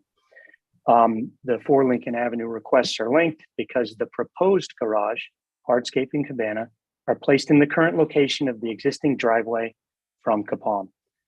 I observed that the subdivided portion of 10 Lincoln that is closest to Capalm has the same owner as 10 Lincoln, and that the existing driveway that is used today for 10 Lincoln crosses the smaller subdivided parcel of Capalm. A minor point, the hardscape view 3, which is in color, and 4 on the following page have inconsistencies in proximity of garage to Lincoln Avenue. In both scenarios are far closer than the current condition of garage to Lincoln Avenue. I highlighted a couple excerpts from minutes from mid-December. I'll just touch on them. Historically, all these lots address Capalm Road. The garage is proposed as too close to the main house. Prefer the drive continue to be off Capalm Road. The garage placed left of the house looks like an extension of the main house. The proposed does not appear to address these comments, and the focus is on the public views from Lincoln. Thank you very much for your time. Okay, thank you, Peter. I just want to be clear that we are working on reviewing the demo move off of the garage. We'll be taking the garage itself up next as a separate application. So, we'll accept your comments into the record for that application. in general, as we proceed. Matt, you have a brief moment of rebuttal in our process if you want. I think that I think that we've been clear. Hopefully everyone understands what we're proposing. So with that, I'll Okay. turn it back over to the board, Mr. Chair. Thank you. Okay. This one will go first with questions. Does anyone have questions for Matt? Comments will be next. Okay. So who would like to, any concerns? We're on the demo move off. Yeah, the garage. Well, can I go? Yeah, go ahead. So Matt, these are four moving parts and I see them that way. So whether we okay the demo of the existing garage, I have to think about what you're proposing at the same time. And one of my objections to the proposed garage is where it's sited, because it's right next to the main house, which gives a very large sort of building mass instead of giving the main house its credence. With your permission, Mr. Chair, to that point, because I know that there are moving parts here, but Abby, what I would think is that, the move off demo and the new cabana design, I think, are linked in that regard, because we're essentially rebuilding the garage. And so, and then as far as comments regarding the garage itself and its placement, my hope is that we can discuss those when that application comes up. Okay. What I want to do here, guys, is because we can't go back and forth, and the cabana and the demo move off our link. So let's just discuss the cabana and the demo move off of the garage. Okay, so I'm just saying why I feel the way I do is that where it is now, it seems appropriate and the proposed doesn't seem appropriate. So that would mean that I would not be in favor of a demo. I understand. Okay. I totally understand. Since it's going to be difficult to have three balls in the air. Yeah, I'm trying to be concise. No, you're fine. I Okay. just, in terms of opening three applications that relate, but they're different. Well, it's just coming out of the door with a negative, and I didn't mean like this to affect the whole plan, so. Okay, appreciate that. So is there anyone else who'd like? to- I'll go. I Thank you. want to get the thing straight, that the existing garage, which you are now considering to demo Or move on. or move off, is going to be the actual building that's used as that he's proposing to use as the cabana? Replicate it, Replicate. basically. He's going to rebuild Rebuild it. with newer materials to meet the specifications. Well, I would, not to be a pain, but I would prefer to see him rebuild the existing one, since we heard what Holly had to say about garages and stuff, and turn it into the cabana. I think that's a wonderful idea. It's a reuse, the building doesn't have to move, and I can't believe it's in such falling down condition that it can't be rebuilt. And how do you, just for clarification, how do you feel about if the structural members were reused? Because where there's rot, it would be the, If there's rot, you have to replace the rot. But I don't mean to be like it was a historic building of 1700. I'm saying that here's a building of what, 1944 and 57, it's I think. 57. 57. It A little bird whispered in my ear. it shouldn't be that rotted, but I'd rather see it used than Okay, I get you. done in. And I understand. think also if we're talking about the proposed garage, I think everybody has the same feeling that it's too close to the main building and Right. needs to be rethought. Okay, so we're gonna get to the pros garage in a minute. And then before we do, we're gonna go to the cabana because it's linked to this one. Yeah, Val? I appreciate, sorry, I appreciate the nod to as if we're reusing the garage. I don't have a strong feeling about exactly moving that building. As long as it's replicated, and if there are pieces and parts that can be reused, that's awesome. My bigger concern is the garage that's replacing it. It's significantly higher, about 5 feet higher, gable forward, and the doors don't relate to what was there. And we're gonna just, I wanted, Right, because we're so- gonna get to that one and Yeah, it's, I know, yeah. I know. Yeah. Yeah, Jesse, concerning this application, I'm okay with it. okay. So it seems that there's consensus, Matt, that if you were to move this structure and to the extent that you can reasonably use that as the structure for the cabana, and understanding you might have to supplement or replace, supplement structural members or replace your sidewall and your sheathing in reverse order. It seems like that would be an easy win at this, in terms of what you're presenting on your side right now. Where are you on that? I don't think I'm going to be able to get approval to do that. I think that the goal is to either demolish or move this structure and rebuild the new cabana for a number of reasons, but that's the position. Okay, so If I could also point out too, just Yep. as by way of comparison, there was an application for a dwelling that was of the same age that was on Cliff Road that was approved to be demolished. I think it was about 2 weeks ago. Same age, an entire dwelling on Cliff Road, and it took all about 8 minutes to approve it. So it's just hard for me to, if we can move this structure, I'd love to. I don't want names. You gave us the date. What's the street address? I don't recall. Arthur might have it. I forwarded it. I don't have it handy, but Okay. it was 2 weeks ago. I think Linda represented it. And again, I didn't think that was a mistake. In the same way, I don't think that by I get it. moving or I get it. You're demolishing the comparing structure- and contrasting. Okay. This is where we are though. If you get a denial, depending on the vote, it can't come back for a certain amount of time. All right. So I just want to caution you on that and get a sense of the board. Arthur's on the line too. I don't know if you. And Arthur, did you want to? Yeah, I appreciate you want to comment, Arthur. So, certainly extend that courtesy, but we want to go ahead if you want to comment. Yeah, I don't have the particulars on the house on Cliff Road at hand at the moment. Obviously, we could dig that up and submit it later. And by the way, I found it interesting, the comments that Holly made about the status of garages in the suburban context. That seemed to be very much tied to the suburban context. And I've got news for you. Nantucket is not a suburb. Nor is Nantucket architecture generally of a suburban nature, and certainly not in the not in this location. Of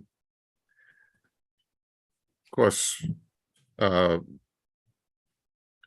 believe that Matt has laid out all the reasons why it would be appropriate to approve this application. And in the final analysis, I'm not sure that it's going to make any difference to anybody who would be looking at this in the future as to whether it's the actual original building or the replicated building as is being proposed here.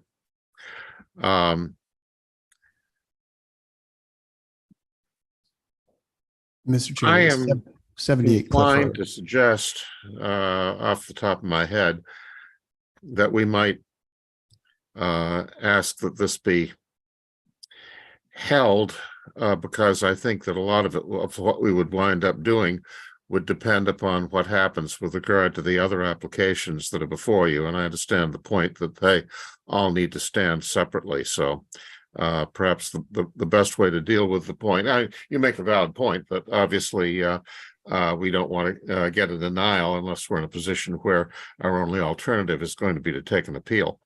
So I would suggest that we hold this while we're dealing with the other applications, and on which we may wind up with a result tonight, or we may wind up with those being held as well. Okay, fair enough, Arthur. Appreciate the comment. So I think we can do that informally. is we'll just set this aside for the moment.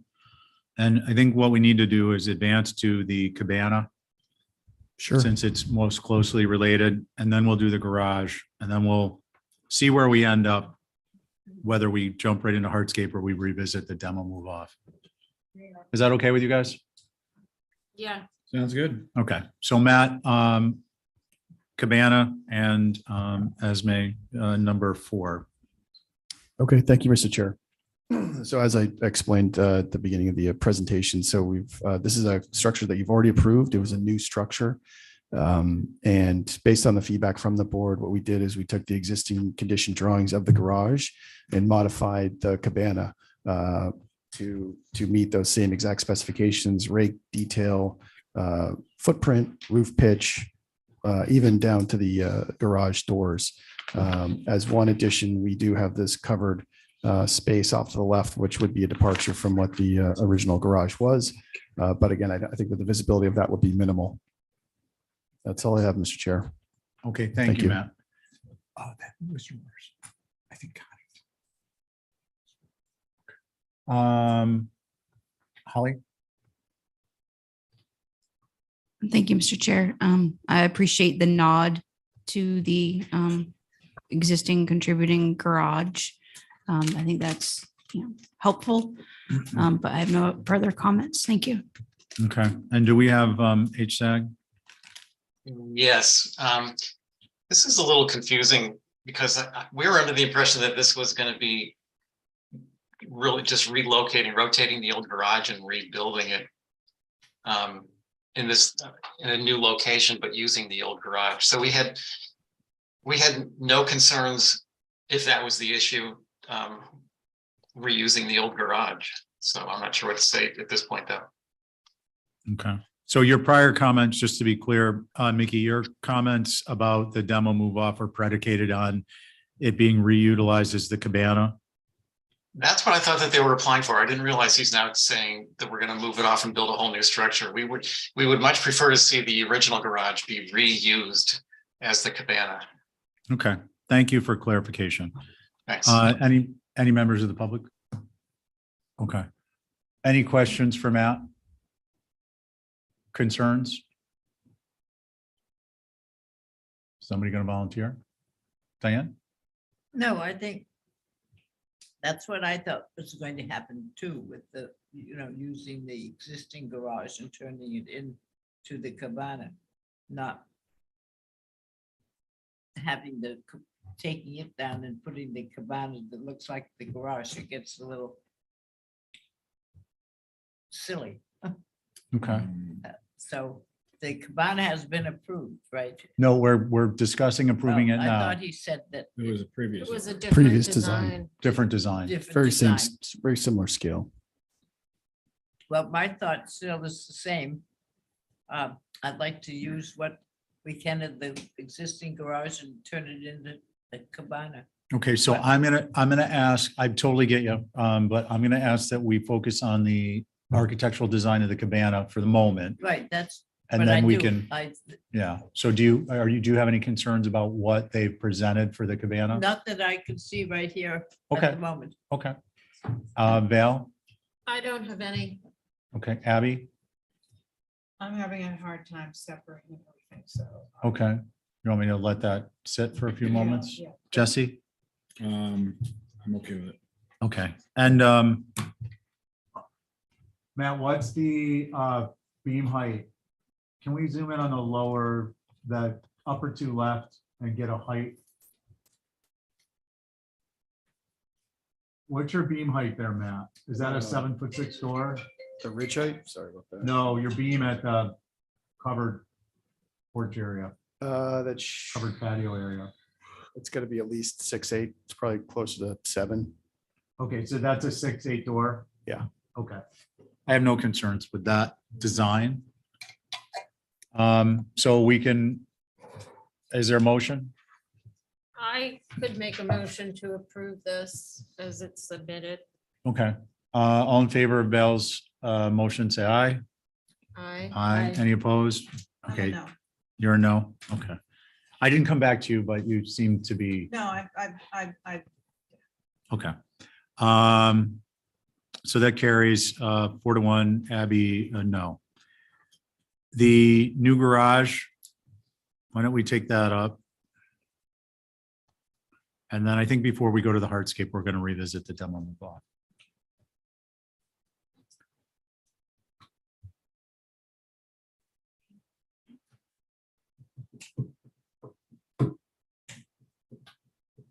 Matt, when you're ready, when Oh. you see it up there. So, thank you, Mr. Chair. So basically, this is an application for a new garage. We went through a number of different iterations. At one point, not that it matters to the board, but we did have a version where we actually had a 1.5-story garage. We did a number of studies in terms of the composition of the existing dwelling, which again, we're essentially retaining in its whole, as far as, visibility from Lincoln Ave. We felt that this was the most successful solution in terms of scale. It does have a pent roof with a hip pent roof. Val had mentioned earlier that, or I think it may have been Diane, that they would prefer that the door style was maybe more relevant to the existing garage door style, which would be certainly be open to. But in general, what we try to do here is create the simplest 2-car garage that we felt that complemented the existing dwelling. So with that, look forward to comments from the board. I also just want to point out, if I could, is this project as a whole, I'm sure you're kind of exhausted by this project, but I would say as an applicant, we are too. We have been run through the ringer from the neighbor. I'm just trying to tell you that we're not doing a whole lot here on this project, and we only have the best of intentions. We care what this looks like. Okay, fair enough. That I think it's fair to Yeah. leave it at that. So we also shifted, I guess, thanks, Elizabeth. We shifted it forward slightly. And you can see that in the site plan. So anyways, with that, look forward to comments from the board, Mr. Chair. Thank you. Okay, thank you. Holly? Thank you, Mr. Chair. This new garage should follow building with Nantucket in mind, specifically page 105, to be, quote, set back behind the house. The design should mimic the existing historic garage, which is eve forward. Per building with Nantucket in mind, quote, the face of the garage should be positioned further back on the lot than the main wall of the house, end quote. The garage style doors are appropriate. However, the pent roof is not.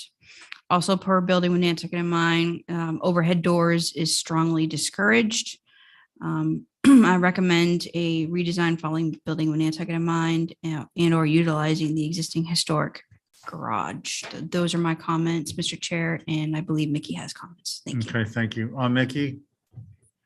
Yeah, so there's some inconsistencies on the various site plans of it might be the demo, the garage application, and the landscape plan showing the exact location for the garage, but they're all pretty close to the street, or relatively closer to the street than certainly what's there now. So building in Nantucket in mind states that the garage should be placed as far to the rear as possible, and this is really much closer. The new garage should be pushed back away from Lincoln Ave as much as possible, at least as far back as the front wall of the main house addition, preferably further. This will allow the cars to park beside the house instead of in the front yard. Garages in this area were traditionally low profile with a gable facing side, not forward, which draws more attention to itself, as the original garage was a eve forward style garage. And this just sort of, question to Matt. What is the height of the garage doors? Typically, they're about 7 feet, but these look pretty tall. I don't know exactly off the top of my head. We can look at the window door schedule. They're 8.6. 8.6. Thank you. So I would say that that's an inordinately tall, proportioned garage door. And it raises the height of the whole building. It kind of changes the scale of it. Okay. Anything else, Mickey? That's it. Thanks. Okay, thank you. Any other members of the public? No? Okay. Questions? Where we can just go to concerns? Would like to start? I will. Go for it. I do agree with it being pushed back. At least back to the secondary mass edge there. It's twice the size of the building that's there. It's 5 feet taller. And gable forward. I think, Matt, you could make this an E forward and just have the gable turn in the back to Mhm. give that impression. Mhm. And it's taller. I don't think it needs to be taller. It doesn't have a second floor. It should relate more to the scale of what was there. That's it. Okay, thank you. Diane? Yep, I wondered. My drawing doesn't show, what are the windows? Are they ones or 1/1s? 2/2s? Through you, Mr. Chair, they're 2/2 The ones up in those. in the This gable. one is 6/1. Yeah, Diane, there's a 6/1, a 2 4-light, 3 4-lights. And on What's the one on the top of the north elevation? that's a 4-light. 4-light. 4 light. Okay. I agree with what's been said. I think that why is the building so tall when there's no thing up on the second floor? Windows up there for balance, I guess it's not for anything else that I can see. I think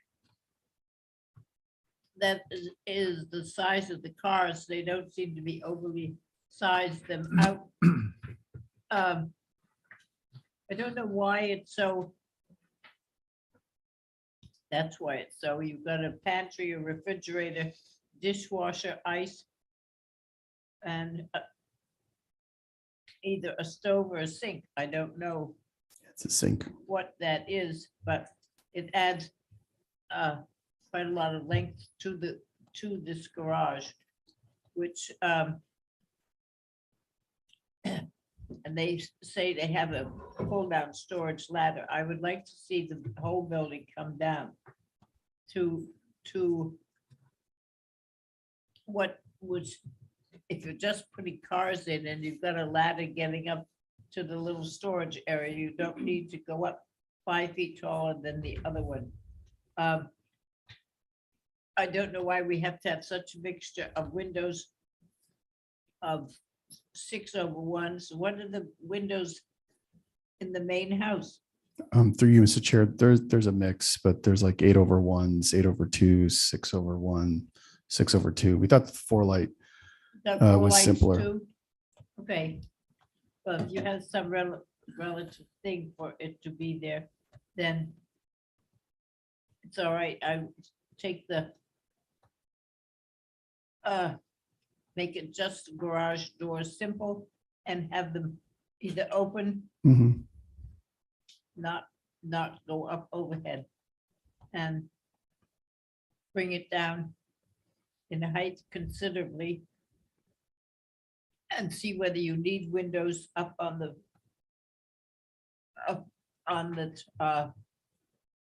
which would be where the apartment was, now that we don't have an apartment. And that's what I would do for right now, if you don't mind. Okay. Abby?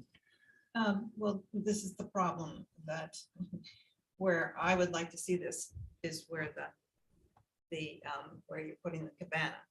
So this is a problem because if you push it back from the street, then you're going right into where we just okayed something. So this, for me, this is a problem. Can you, I want to understand though, so far, we've talked about pushing it back a few feet or maybe 6 feet, but I just want to understand, you're saying push it all the way to back. To where the original garage was, and I think that's what Okay. Val said too. No, I think she was saying push I it, just said push it back. push it back to the Right. additive Okay, so mass. Yeah. because I don't want it to conflict with the main house. Also, going forward to parking in front of the main house is also a problem for me. But, because then you're taking away from your beautiful house there. Existing So, beautiful house. so. well, I'm just saying that if, since we're doing it again, here's a chance to correct it. So I think it's too big and I'd like to see it pushed back. Okay. I don't mind that the design is beautiful as always. But it's just tight on the lot to me. Okay, thank you, Abby. Jesse? Yeah, 1 second. Because I'm a little confused about where it sits. So on this plan, it's sitting up front, but in the second. Yeah, so this is where it is now. But not in the next plan. This plan, the garage. It's back. Mr. Chair, if I could too, just to Abby's point. We are not parking in front of the house, just so you know, Abby. We took your comments into consideration. So it's just parking in front of the garage only. Let's go to the site plan, please. Can I take a look at the set plan? Yeah.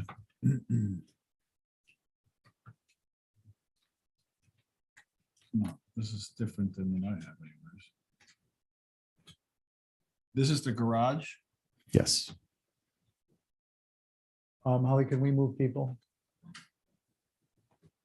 Okay, so this is different than what I have, which shows it Further back. almost basically mid-stand. Currently, Yeah, that looks different from it what, shows the face of the garage versus the buffer about mid-stand here. Correct. Starts here and comes back. right. So is this not the correct site plan, or is that what you're proposing? Yeah, that's. We're proposing pulling it back. Okay, we're all trying to get on the same Yeah, page, the literally. drawings that I have that are Mickey also referred to online this earlier. show it further back. I don't know. Okay, all right, so, Okay. so that request of moving it back has actually happened in, yeah, I know, that's, yeah, I just. There it is. There it is. Not far enough. Go ahead, Jesse. Okay, so that was one question was which location was it? So my next concerns are not much. It'd be nice if it could come down a little bit, and I would like to see, if possible, the same doors that were there in the original garage. Okay, thank you. I just want to get a couple clarifications. Val, your comments on moving it back were based upon this site plan or the former site plan? This one, This I one, think it okay. should go back past the mast that's sticking out on the side. Okay, past it, line up the backside face with the front side face of the garage? At least even with that, preferably a little farther back, but at least that. Okay, and then Abby, your comments were move it back regardless. Yeah, I move it back to where the original garage was, because now we've got this skinny little alley that's gonna be dark and gloomy. Okay, so shadow casting is now part of our purview. I've done shadow I'm studies, so teasing you. It's I'm very, teasing you. it's very tight. I get your point, and it's not an inappropriate point. Go ahead, Diane. That little thing on the back of the garage, the new proposed garage, the table and the chairs. On my site plan, it's got red lines around it, so it's got something proposed. Why can't the proposed garage, that is it's not going to be used. It's a patio that is not going to be used. Why can't the garage come back to there and Well, tuck? I think, if I may interrupt, we as a commission need to decide what we think is appropriate without getting into what the use is of the patio area. If we determine that it's inappropriate at that location, then we need to let the applicant know that this is his option, and if they want to do it, they can do it, and if they don't want to do it, then Okay, well, know, I it was takes just its asking course. what it was, because you don't have Yeah. any lines around it up there, and I do have. yeah, so the orange line is the previous garage, and then I get your comment about the patio area. Yeah, I Um, got the previous garage, that's not a problem, it's in the patio area, I don't know why the garage couldn't be moved back to that area. Okay. Matt, my comments are, it's oversized, it's a nice design, and the concept of oversized, overscaled, I should say, fenestration to create the perception of a smaller structure is typically successful, but I don't believe it's successful in this location, especially when you're contrasting it to the historic structure immediately to the right as you're facing it from Lincoln. I think it's really going to stand out. In particular, the door style being 8'6", whereas perhaps a paneled or a V groove would be less standout. I think overall the 4-light fenestration is too large and the structure itself is too large. Thoughts, Matt? If I could, Mr. Chair. So I actually got a lot of great feedback. I think that there's a lot that we could do here in terms of dropping the ridge height. I'll see, obviously, most cars have their SUVs. They have racks on them. If people like do surfing or paddle boarding, that's why the doors are the size they are, but we can certainly change the operation, the design. So I think that I got a lot of great feedback tonight in terms of both the placement, the height, the door style, and some of the fenestration. So I'm happy to make those revisions and come back before you. Okay. The other comment, I would like to add is, I understand you have an established program, but when you're looking at convenience, there's nothing like a drive-through garage to my mind. And it'd be, relatively simple with respect to flow to flip-flop the proposed cabana and the pool. And you would be able to get a one driveway width into the proposed garage from the back. You can move it back a little bit. I think you have some options. I'm not suggesting getting rid of the front entrance, but I think you have some options. That's like a big change. But sometimes when you throw a big change out there, it makes the littler changes that are requested easier. I hear you. The one thing in terms of, we did look at relocating the cabana to the other side of the pool, if you will, but it didn't work for a number of different reasons. And then Diane, your comment about sliding the garage all the way back to, you essentially, what you end up doing is those two structures now are so close together that it just feels awkward. But I think that Val had brought up some great suggestions. I think Abby did as well. And I just want to reiterate that Abby specifically said, I do not want to see cars parked in front of this structure. They won't be. They're only going to be parked in front of the garage. I don't want to take up any more of the board's time tonight, Mr. Chair. So thank you. I think I have enough information. And go ahead. No, go ahead. Motion to hold for a few revisions. Okay. Matt, you've got the dangling demo garage. Track it.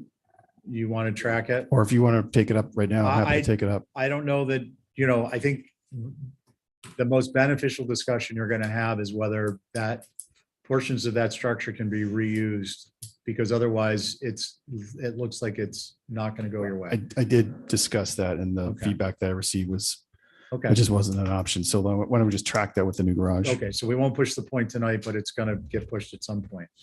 Fortunately. And then shall we do the hardscape? Well, Elizabeth. Thank you. Hey, good evening. Hi. Floor is yours once we get some paperwork up there.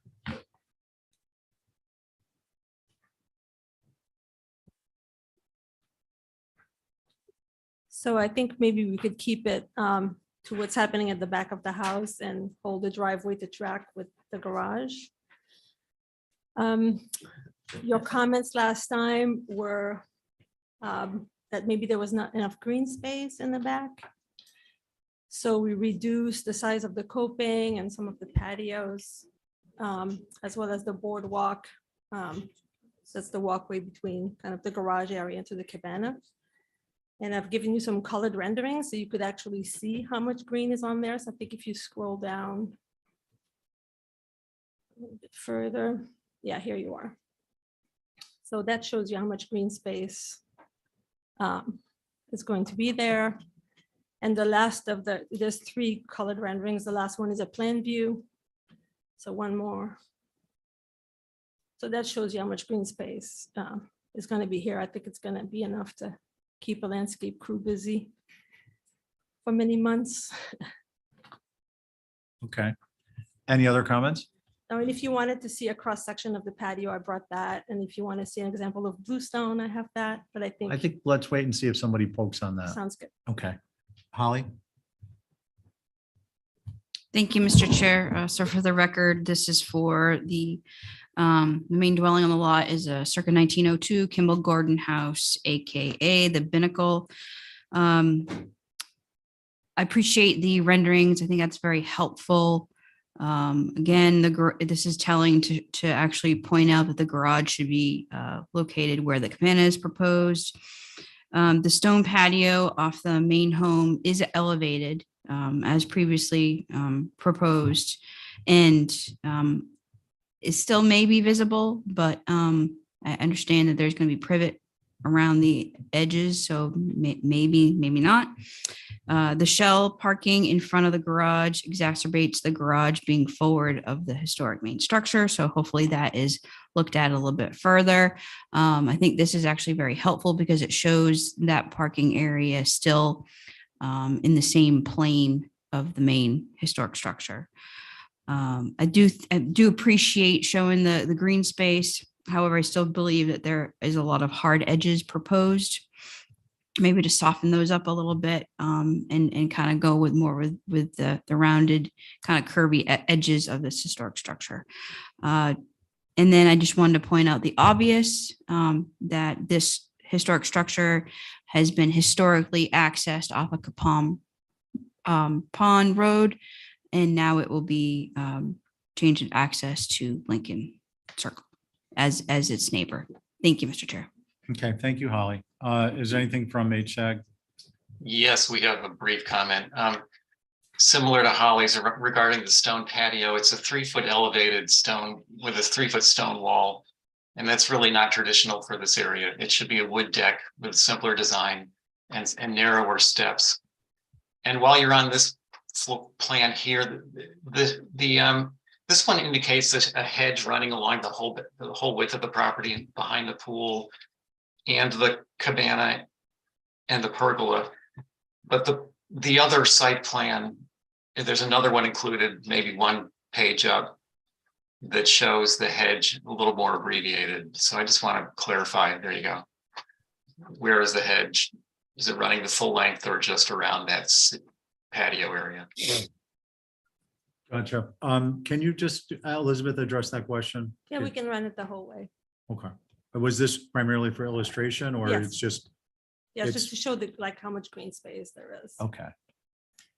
Okay. Great. Anyone else from the public? No. Questions, comments, I have concerns? a comment. Okay, let's go. It seems as though the rear was cut off as a separate lot to support not having the garage access from Capom anymore, and now it's being reintegrated into the yard as one property. I just wanted to point that out. What do you mean? I don't understand what you mean, Val. This lot was subdivided, Mhm. and where the garage is now was no longer going to be able to be accessible from Capom because it's a separate lot. Right. It's for the children's future use. They have 5 children. Yeah. So Bill, just, can I get a clarification? Mhm. So you're looking at the illustration and you're thinking they've been joined again for yard space? It or? looks like it. That's all. And Elizabeth, the site plan looks different. It shows them still segregated. Can you just address that so we have clarity? Right, there is a property line running through there with a privet that will run through. The intention is that it will at some point in the future be developed for one of the children. So you are going to keep them segregated with privet? Yeah. And that speaks to Mickey's prior point, and that is versus the illustration perspective drawings. That's correct. Okay. Okay, so an overarching comment. Yeah, no, I just, when you're bringing it up, I want to get I clarity for get it. everyone. Is I see, this is just like a big throw. The garage could go back to its primary location where the cabana is now. The cabana could go over to where the open gazebo is and have an open gazebo attached to it. Just a thought. Okay. Do you have any concerns about the raised patio? I hate to bring it up, but I don't want it to not. It's go 30 inches, not 3 feet. 30 inches. Okay. I don't think we're gonna see it. Okay. Yeah, Anything else? no, Abby? So on that patio, that's 30 inches. so it's raised up with a retaining wall around it and then the usable space is also 30 inches above of the, from the lawn. So the usable space is 30 inches up from the lawn. You have the little retaining wall around it, and then it's planted with gardens. You had approved that surface to be wood. We're just asking for it to be stone at the same elevation you had approved the wood. And it's just sort of, it filled up to the, to the top of the retaining. Yeah. Got it. And then you've got a stone patio up there. I don't, my whole time, what Val just said is what I've been thinking the whole time. So that the garage goes back where it is, the command gets flipped to the other side and there it is, that's an easy fix. So I had nothing for you. Thank you. Okay, Jesse? Yeah, I have no concerns. I don't think this will be viewable from any angle. Okay. I think, you could soften edges up, but none of this is going to be visible. I agree. I mean, I said to Matt before he departed to flip-flop the backyard and move the garage back. I think what probably would be easiest overall, since the garage is going to change somehow, is for this to track. Or we could do a vote based on just the rear backyard, but Yes, if we could, I would suggest, let's leave the garage and the driveway okay. out of this. I think you're close and getting us an approval on patio and the pool. So that's. And what then we you'll were at least be on looking for. record with that. And if Yes. something changes, you Yeah. can, okay, Yeah. fair enough. You want to make a motion? Sure, I'll make a motion to approve this as submitted. And you can always come back and say, well, we decided this. Yeah, revisions to CLA. And we would understand. So that's my motion to approve as submitted. Everything? Yeah. Okay, fair enough. Unless, was there something somebody didn't like? I can't remember. No, I didn't register that. I just, Elizabeth had asked for the separating the garage and driveway area. On Abby's motion, all in favor, say aye. Aye. Aye, any opposed? Okay, that carries Thank you. unanimously. Okay, got through that chapter. 24 Cliff. Diane? Yeah. It is you, Abby, Carrie, and that's it. And we'll see if the applicant wants to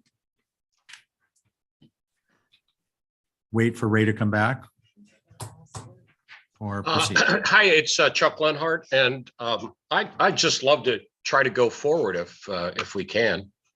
Okay, so I'll let you ladies fight over who's chairing it. What is? I'm not on it. Ray's not here. It was the little 24 Cliff Road. Cliff Road, remember the little tower in the gable, we asked to see it with a shed roof, remember that, the windows? No, but I'll chair it if you want. Yeah, go ahead. Okay,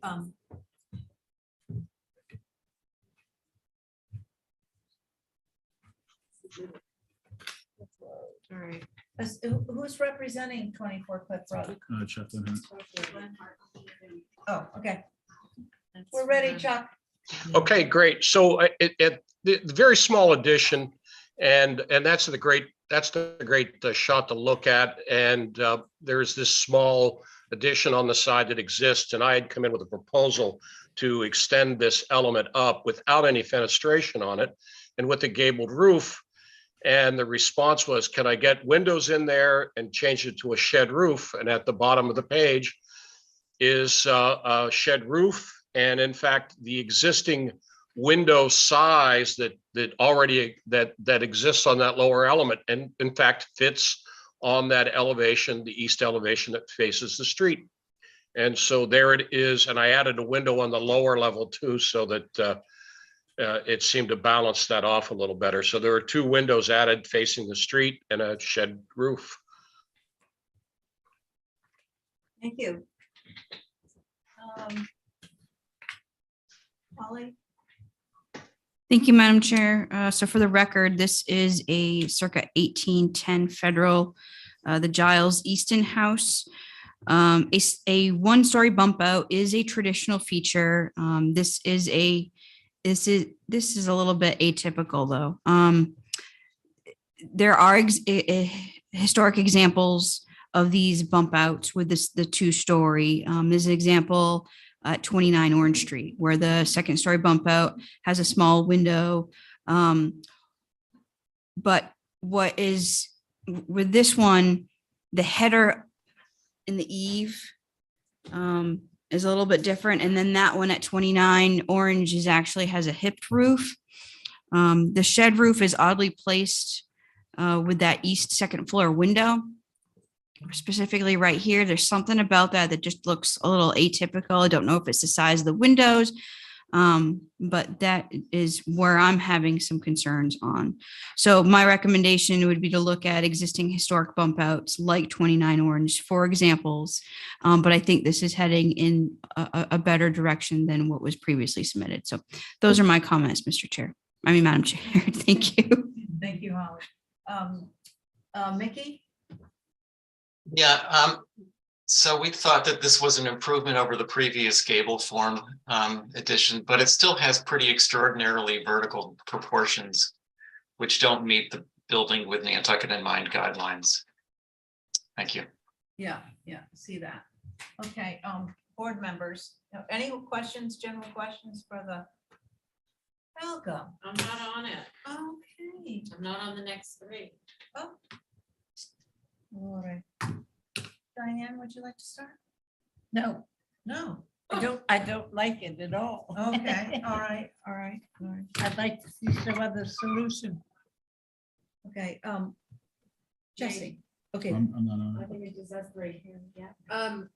I mean, it's an odd element, but the shed roof works so much better. And I think those windows on the front are not necessary. I think it would sort of meld in and go away if those little windows weren't there at all. And we just had the 2 on the ends on the, which elevation is that? East or East elevation? Sorry, the south. So the South. east, I would just take those windows out and that little piece would disappear. From the front, it looks like it continues on in the back as a added gable. It doesn't obviously because we're right in the middle of the building, but yeah, keep those and get rid of the others and keep the shed. Okay, let me see if I catch you. Can we Go back get down rid to of the the proposed? Basically Those proposed, just seem crammed on the that front the elevation. They proposed seem east crammed- felt seem crammed in there. revision without the windows. You want to go up to the second story? It's odd, but I think a lot of buildings on Nantucket have odd things happening, and this doesn't seem to bother me. Yeah. That's it. So revision. So this is what's bothering you right here? I would just take both those windows out personally. And not have any And windows just on let it- that? Yeah, let it disappear and be a little shed sheet. Okay, Diane? Yeah, I would try that. I think it's better than heavy windows on all 3 sides, so I would agree with Carrie. Okay, So motion to approve through staff with no windows on the east elevation. East elevation. Okay, well, I actually like them, so, because I think it looks sort of naked without any windows on that. I mean, on the front of the house, I just think it looks odd without the windows. So, but on Diane's motion, Carrie? Aye. And Diane on your motion? Aye. Aye, and I'm a nay, but it passes. Thank you. Thank you.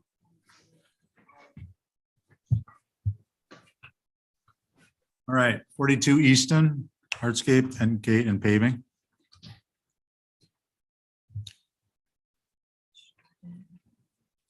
Good evening. For 42 Easton, very simply, we're asking for a picket fence across the front with 2 gates on the right and left to match the style 2 gate fencing.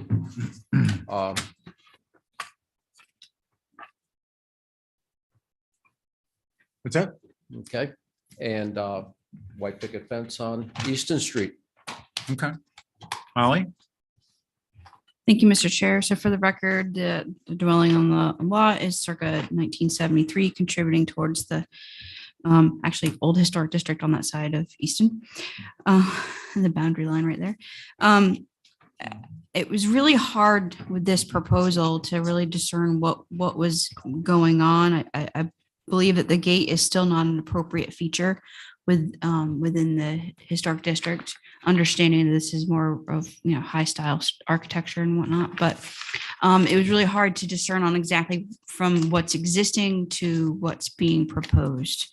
So I had a hard time looking at that. Those are my comments, Mr. Chair. Thank you. Thank you, Holly. Anything from HSAG? Yep.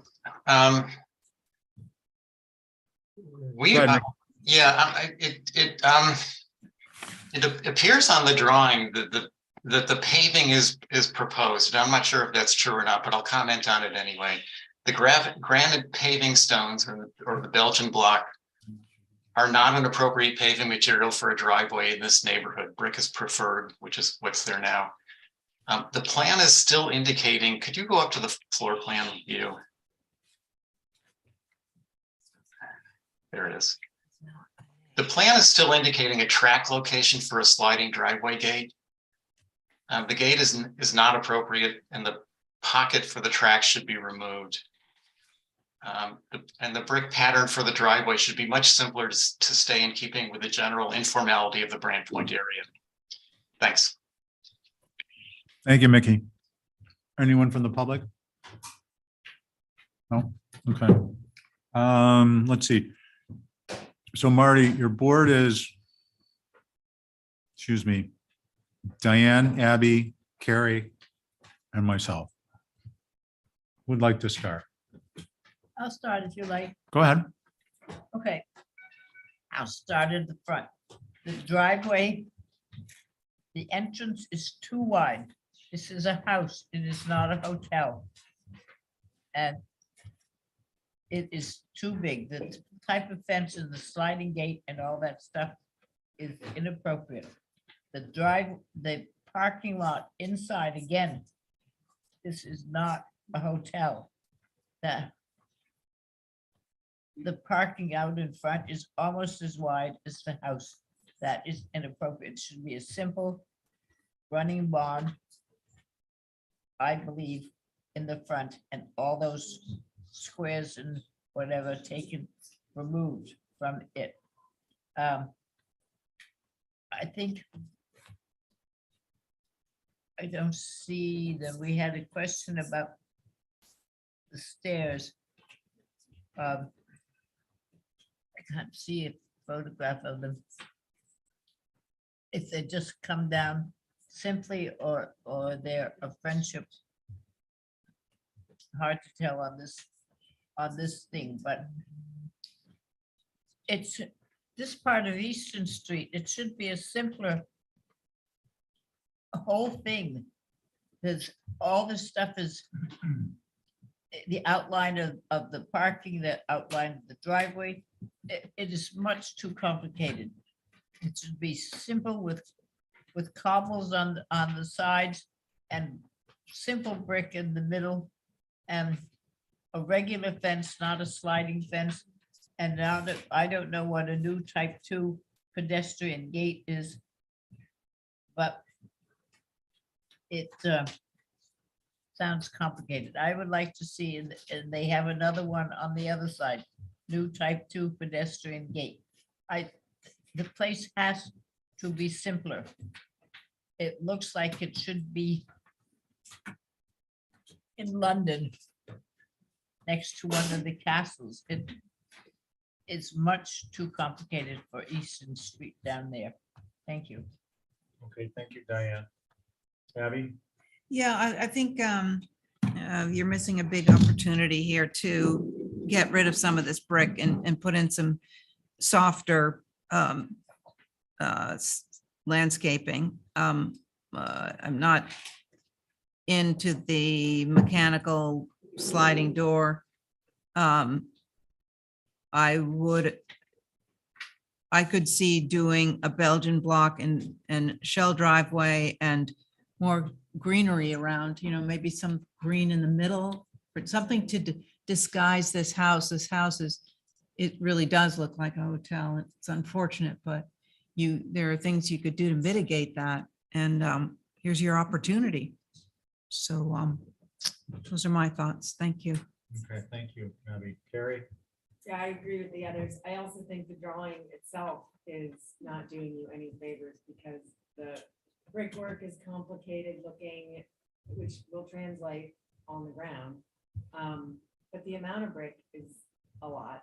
The other thing is this strip right by the posts at the driveway. That is saying to me, there's someday gonna be a gate coming across that driveway. And we ask that doesn't happen. I don't have a problem with the pedestrian gates. They blend in, same material, same picket as the picket, but it is very grand. And I think last time you said that people think it's a hotel, and that's probably why, because there's so much brick paving and it's very grand and it's all brick. If it were something a lot less formal, it would read as more residential. So. Thank you. I agree with the comments that have been made. Marty, I just want to comment, I think we do have a best practices where we adopted, and that was 3 revisions, 3 sets of meetings without material revisions, and will result in a denial. So I just want you to be aware of that. That was voted back in, I think, October 17th after being noticed publicly. So just to underscore, it's incredibly formal, too formal to be appropriate for the area and the character and setting of that neighborhood. And I would ask you to consider thoughtful material redesign so that you can get an approval without ending up with a denial on this.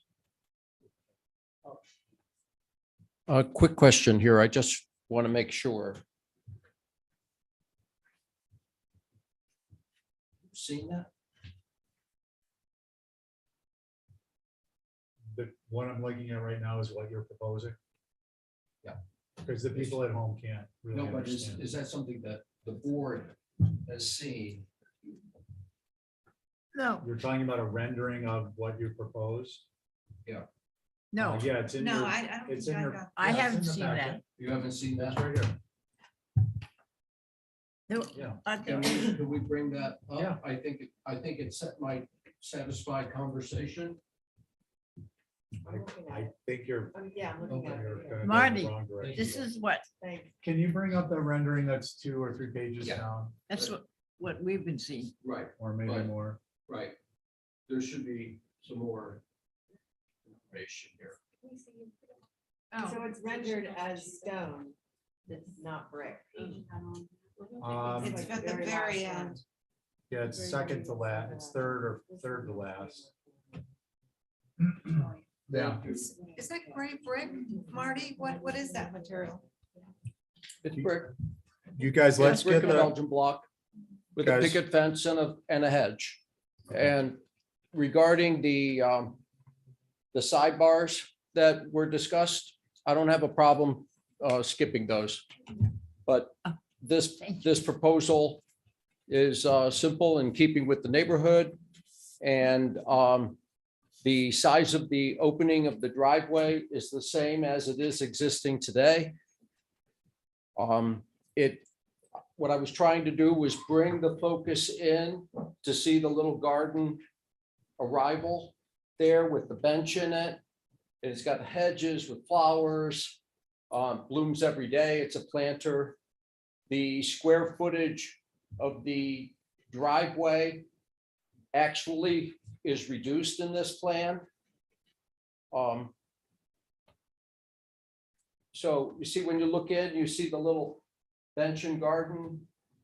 Driveway's the same. It's curved right now, but this just simplifies it, I thought.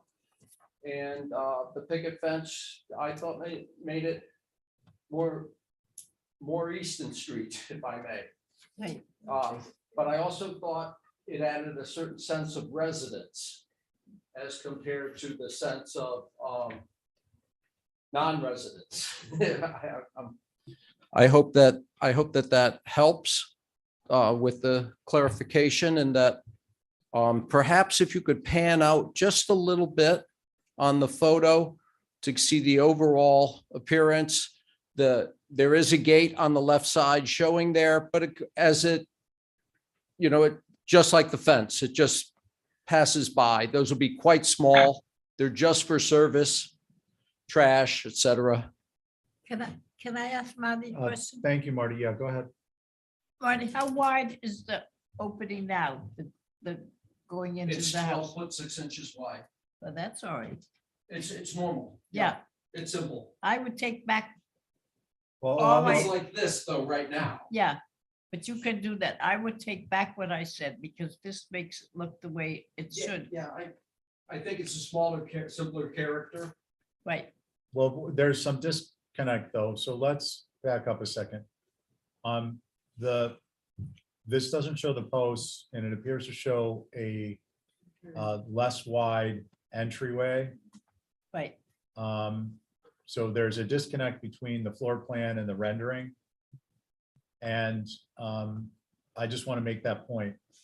Other than Diane, is there anyone whose opinion has changed based on the rendering? I think just the patterning of the stone, because it is such a expanse.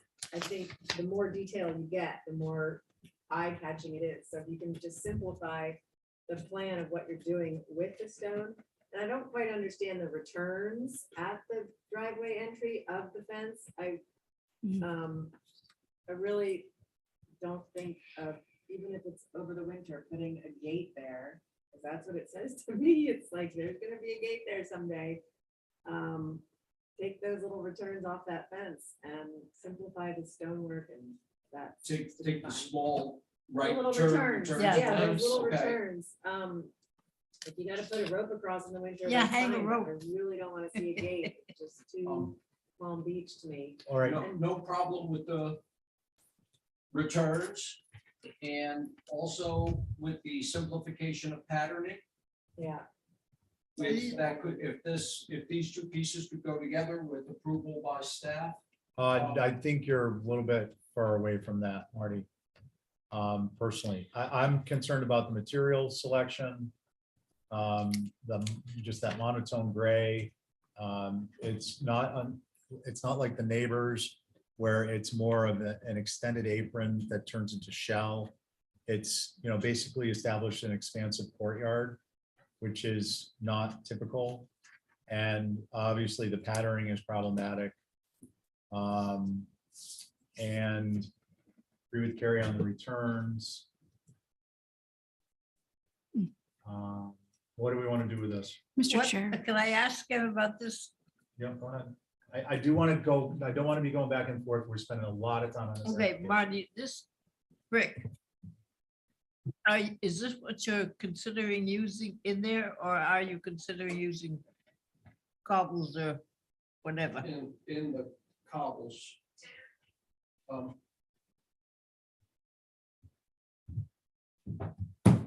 Existing brickwork. Yeah. Has serpentine patterns and sequences in it. It's extremely complex as it is right now. Yeah, is there an HCC approval on that? No, So let's not I bring guess it I up. could go back and say, No. yes, if it's there, it's approved.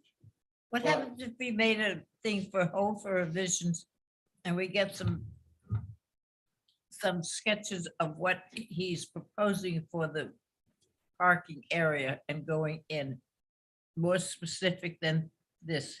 There may be some photos. Yeah. of The actual stuff.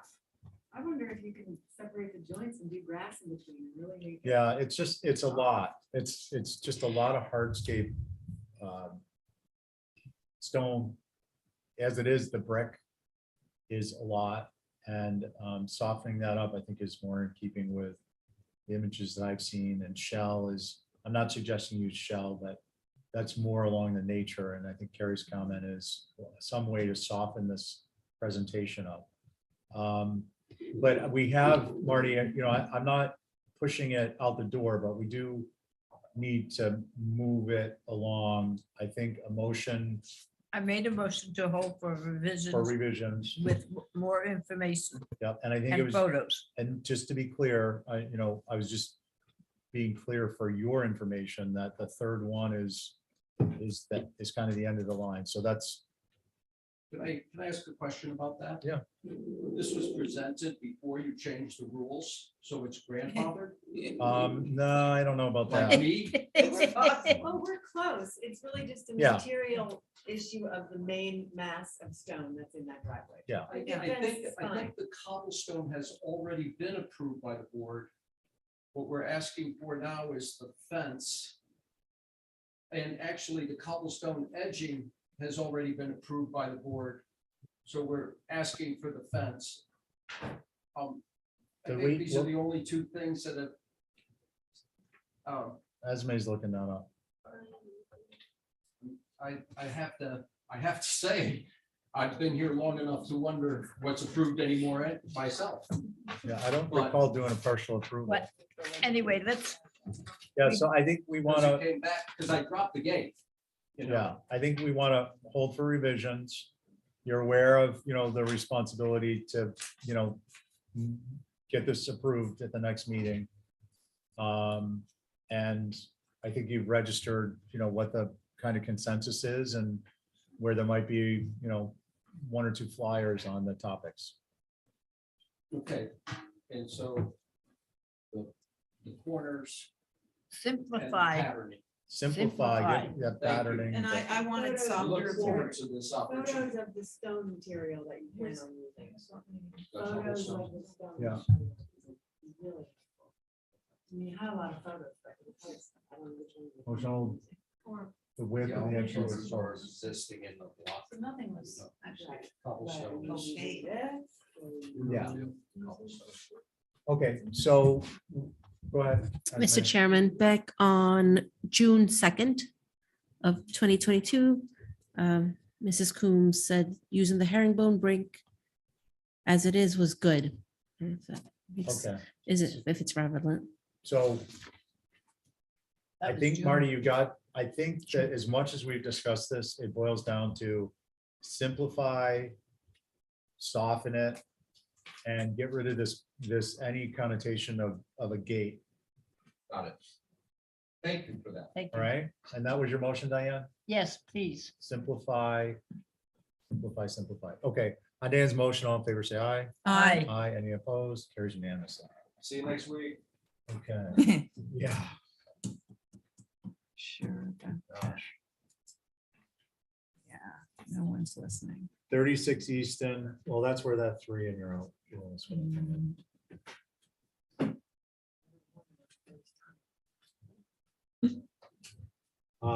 Caveat applicants is my position.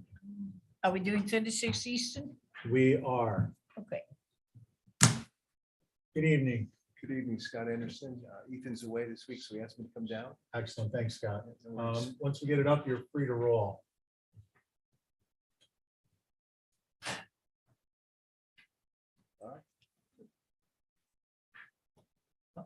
There you go. No. Yeah, I mean, basically, we did what you asked.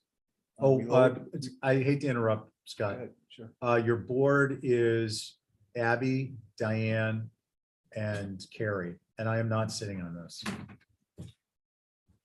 I just wasn't on it. Am I chairing this? Yeah. Yeah. And your absent member is Ray.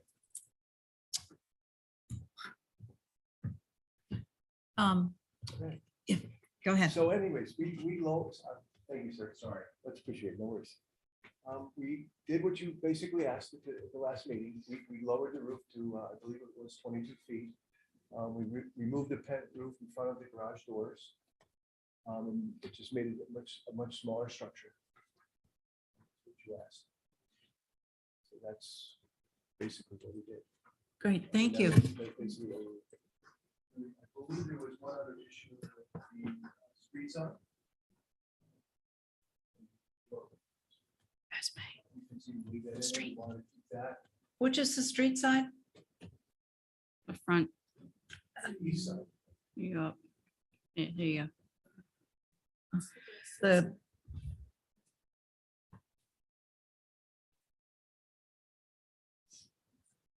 What'd you say? I think he said, so the garage doors are the, are Garage doors face the, in, don't they? The Yeah. north is the street side. the north is the street side. Okay, yeah, okay, thank you. And Holly, Thank you, Madam Chair. So for the record, the main dwelling on the lot is a circa 1896 shingle style structure. This lot is located within the AE7 zone with FEMA. And of course, any structure would have to comply with Resilient Nantucket. From staff's comments, appreciate the silhouette of the historic main house being used as inspiration for the garage. And appreciate the reduction in height. I wasn't here the last time this was reviewed, so I'm kind of mentioning my comments from then. Appreciate the removal of the pent roof. That was actually one of my comments. And my only comment would be if the building is being elevated due to FEMA flood, that we receive an elevation certificate on file. Other than that, no concerns on the design as proposed. thank you, Madam Holly. Chair. Got approval already. We have all those elevations. So we can give you Terrific. Okay, Mickey, We are good with the changes, so we have no concerns. excellent. Board members. I'll go. I have no problem with what they've changed. Excellent. Me. Okay, Yeah, I also appreciate it, but I do think the little tiny windows on the north elevation go a little bit bigger, because they really, I agree with you. they Ken. look tiny and, On the north elevation? yeah, that's the street side, Diane. Oh, okay. Oh, yeah. oh, those tiny ones. I Okay. agree with you. Sorry. Me too. Okay, and Connie, are you on this? No. So it's just the three of us? Yeah, it's just the three of us. Okay, do you want to make that motion then? Yeah, I'm looking on the house, I just don't know, I don't see a window schedule for the size. of the Just building. go up a Oh, size. Here we go. So they're 1.9 by 2.4. No. No, no, you mean, what do you mean 2.4? What? 1.9. They're 1.9 wide by 2.4, right? So why don't we go to the 2.2.4? Oh, no. What about using the windows that that are up 2, in 2, 3, 4? Yeah, well, yeah. I In mean, the that would be dormer. Great if we can go that big. I was trying to go a little bit smaller there, but More light in there. the better. let's do it. So you want to go from Going From B to A. A, are you okay with that? Yep. just on that elevation. Okay, on Carrie's motion, Diane, Aye. Carrie on your motion, and I'm an aye. Is that possible to do with staff approval? Yeah. It is, it's done. Great. Awesome. Thank you for coming All right, in. well, thank you very much, everyone. I appreciate all your hard work. Thank Thank you. you. Did you get it, that Esmeralda? Oh, who's making, Carrie? Okay, so she's writing it down, yes. Okay. Thank you. What's next? We are in new business. I think we're Barnabas? almost done. We're at 7 Barnabas, Barnabas. and we're gonna start to pick it up a notch. Yeah? And everybody put on your jacket because the AC is kicking in. Oh, Jesus. Or if you want a couple wasabi peas. No, 7 o'clock is as much heat as we get. Really? When they turn on the AC? Go figure. Go home, they're saying, go home. I'm gonna put my scarf on. 8 o'clock or 7 o'clock? 7. Feels like 9. Hour and a half of this. Diane, reason would you stuff. sign that, please? No. I wonder, is it cheaper to run the AC in the winter? Yeah. Just open the window. Then the Of summer. course, I know the answer. I'm just being facetious. Okay. All right. We're gonna pick up with 7 Barnabas, new garage. And the pool and the Hardscape are tracking this, by the way. I believe that's the case. Yeah. Good evening, everyone. Hello, James. Good evening. How you guys doing? Why don't you go ahead and start? Sure. So you already made some earlier comments on the hardscape coming out of consent for conditions, and just last week you saw, or for the second time, you saw the main house. So you should be aware of the site and the property in general. This is a slightly oversized lot for the Woodbury neighborhood.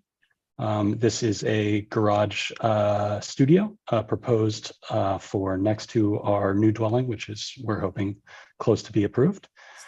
This is a freestanding garage, very similar to 33 Woodbury, 14 and 15 Woodbury as well. So there is some precedent in the neighborhood for freestanding garages. It is an all shingle structure, unlike the main house, which we are trying to have approved as partially clapboard. Its colors are white windows, white trim to match the main house, but all shingles in this edition. I presume there will be some comments related to the chimney cap, as there were for the main house, but we had submitted this prior to before. But in general, the window typology, size, and scale is in keeping with the main house. And that's the bulk of the application at hand. Okay. We look forward to your comments. Thank you, James. Holly?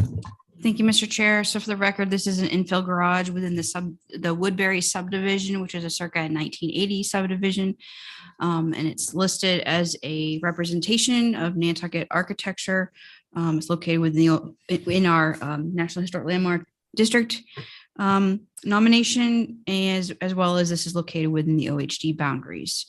The proposed is very large and vertical. The exterior chimney is inappropriate. Any French door in the old historic district should be a 12 light with a kick panel.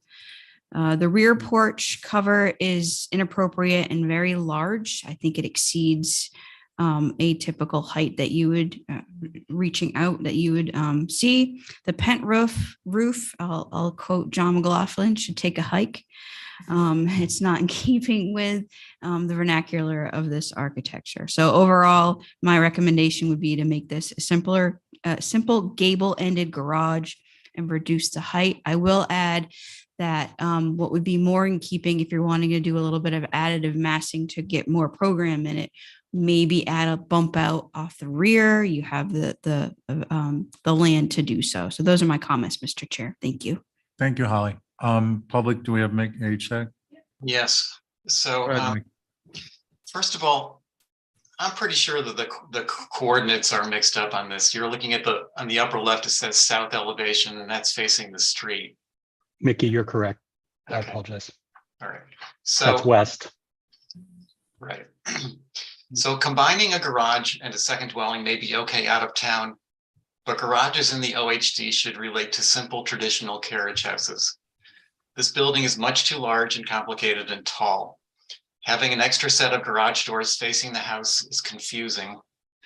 The exterior chimney should be moved inside or eliminated, as exterior fireplaces are not appropriate near the OHD.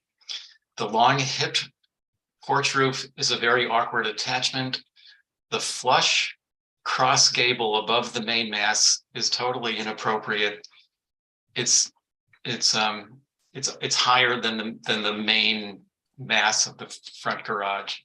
And just as a general comment, this should be reconsidered as a separate garage with a small cottage in back.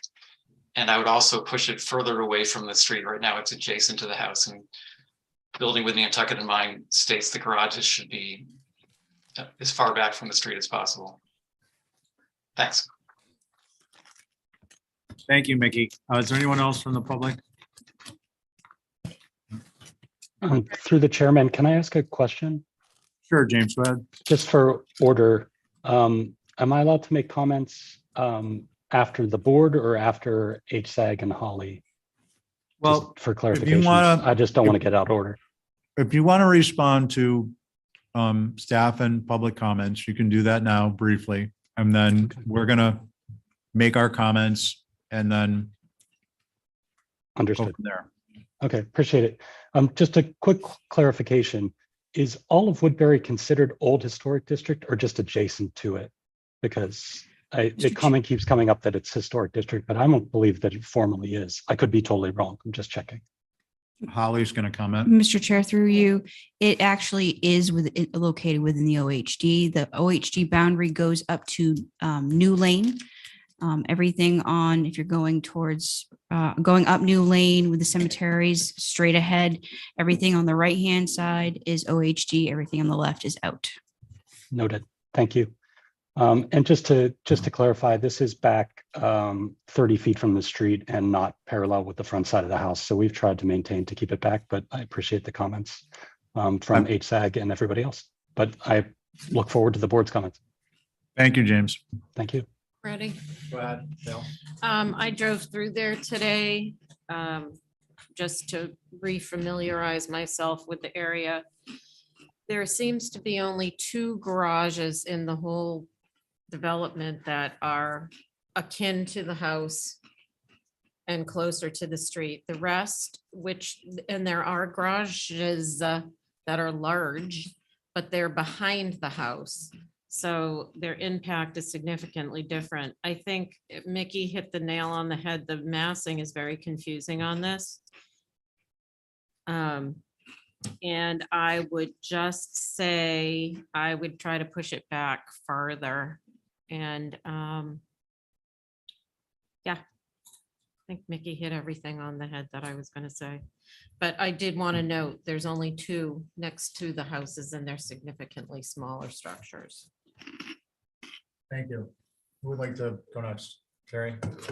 I think this is way too tall where it is. It seems almost too simple, but the massing is really weird that the front mass plate height is lower than the mass in the back. It should be the opposite. It should be telescoping down, not up and back.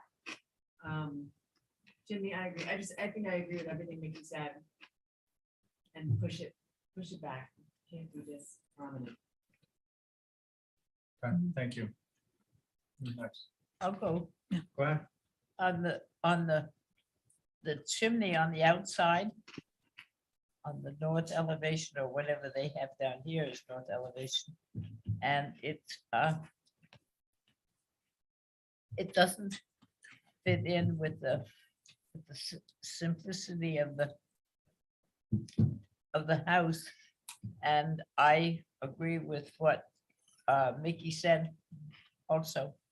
So, and the chimney with the, I don't know, it needs some work to bring it to what we do. Approve. Hey, Diane. Val?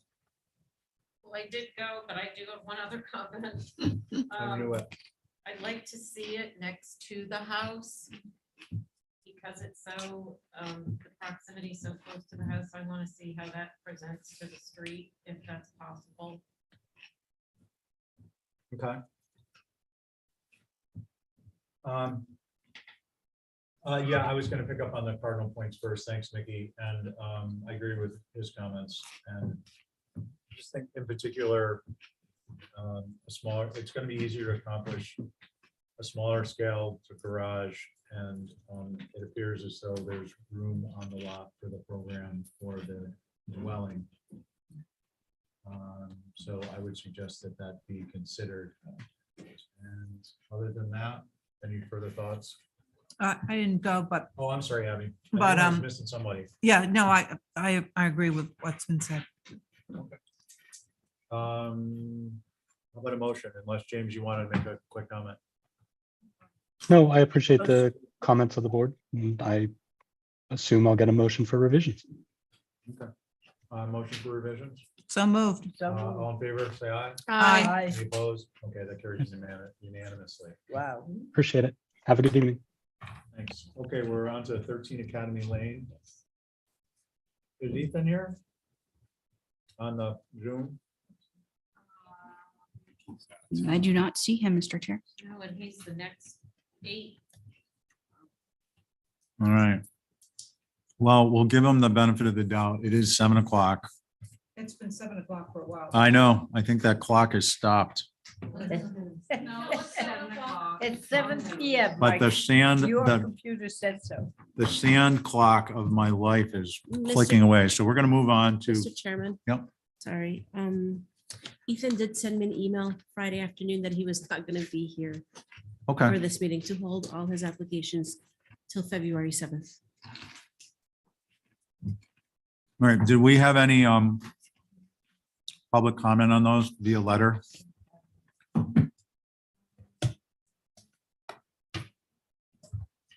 Just so we know if we've got to, keep the clock or start counting holdovers. Ask if anybody sent it to you. Hmm? Oh, yeah. You want to ask if anyone's in it? Yeah, I just want to clean this up before we move on. Mr. Chair, staff has not received any comments from the public or on concerns with the applications for 13 Academy, 35 Monomoy, 30 King Street, or 4 Head of Plains. Okay, thank you. Yeah, can we look and see? We've got Shelter 7 up next, Nate Barber. Chip is MCA, right? Mark Coutone. Oh, Mark Coutone. How did I miss that? And then Carrie. So do we have some folks ready to go? What are we doing, 13 King Street or 35 Monomoy? No, Well- all those are being held because Ethan is not on Yeah, here. So what? We're moving to number 9, Diana. We're going to check and see if we have people to do it. Mr. Chair, I don't see Shelter 7 Gotta be here. in the Huh? queue. I do see Nate Barber, though. Nate, why don't we take up Nate's 55 Meadowview Drive? I'm sorry, 1A Yawkey Way.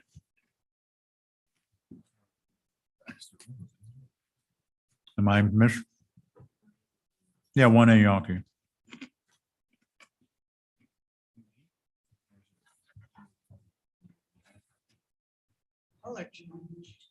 No, shed. Shed. All Yeah. right, I can't see the screen, so you guys tell me when he's up and ready.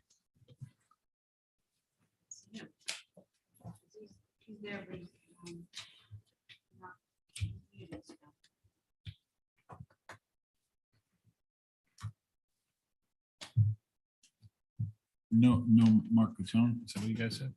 Yeah. Well, let's give Nate another second. Is there any way to ping him?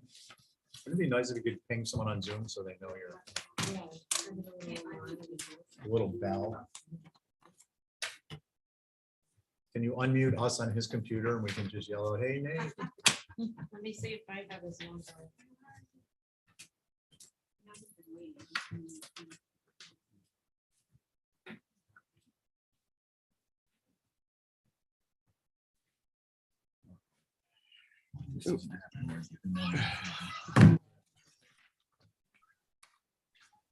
Oh, Hey, welcome to HTC.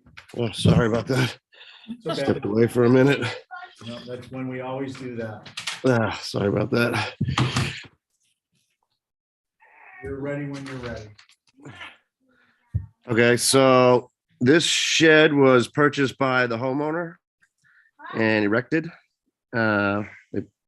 They had somebody do it for them. And since I had submitted a permit for a bathroom renovation, I decided to help him with this. So I shingled it for him, put cedar trim on it, and submitted an HEC application. And this is, wait, one Yawkey. Okay, we're good to go. Do we have concerns? Mr. Chair, I just want to mention 2 things. One, although it's located in the front technically along Nobodere Farm Road, I don't believe that the property itself has any other location for it to be. But the change that has taken place, although this is an as-built, I think you can't tell that this was something that you all typically wouldn't have allowed. I personally think it's taken a concern and made it more appropriate. So Okay, thank you. So it's and a net positive. Val? It really is the material was my And concern. Connie, I think Is we're- that some kind of product that is going to weather out to natural? No, it was Carrie, so we can go to her and then. Mr. Chair, through you to Val, it's actually all been shingled now. It looks like a stick-built, yes, I drive by Okay, it twice a that day. was it, because really and truly, the front of this house faces Yawkey, so this is their side yard. It was the material, so if it's shingled, I'm okay with it. Okay. Does anyone at this point, and just, does anyone have any concerns? No, Okay, how about a motion? motion to approve is submitted. All in favor, say aye. Aye. Any opposed? Okay, that carries unanimously. Thank you, Nate. Thank you guys very much. Appreciate it. Okay, is Mark? Oh. Oh, Lisa's here. Which? We've got a couple before you. Nate's got another one and Carrie's got one, but we register you're here. Thank you. Okay, no problem. Marketone? Mr. Chair, I do not see him in the queue. Okay, so we'll skip those and if they pop in, we can go from there.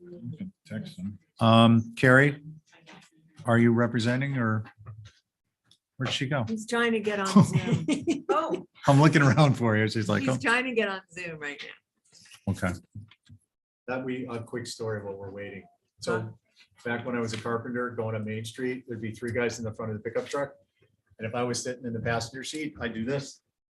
Oh, And then you'd have the two guys going up Main Street, sitting next side to by each other. side, having a nice little Oh, nice. Montana style date. Cozy little drive up Good Main dog. Street. lunchtime. Is he? Is not he in? yet? No. More story. Mr. Chairman, Oh. may I just say that number 1476 Baxter Road was actually 3 Bayberry Court? So it was already approved under a different address. It must be a corner lot. I'm not sure. So this is not actually on the agenda. No, this should have been withdrawn or 14, right? number 14, 76 Baxter Road, yes. Okay, so we're cleaning up the agenda as we go. Okay. I just Are we texted doing them. 32 Union? And there's 32 Union up behind me. In the minute. Huh? Get ready for, Who is it? Monticelli? Luke is having a hard time. Can you go ahead and to maybe Lisa or something and come back to him yeah, when he gets in there? sorry, Esme. 16 Easton. Then 30 India. 60, bottom, and old. 8 minutes is gone. Okay. 7 o'clock. And Will Stevens, if you're out there, we're gonna get to you. 17 Orange Street. We're gonna get through our whole agenda this evening. That doesn't mean we don't have another 180 to go, but Yeah, come on. that's unfortunate. Okay, these are revisions to the garage to track the changes we made to the guest house or the main house that were heard last week. It's the added addition of the shingle flare. I went ahead and revised the height of the shingle flare and based on the comments from the main house and the approval of the main house. And the only other change I think was on the south elevation, I believe.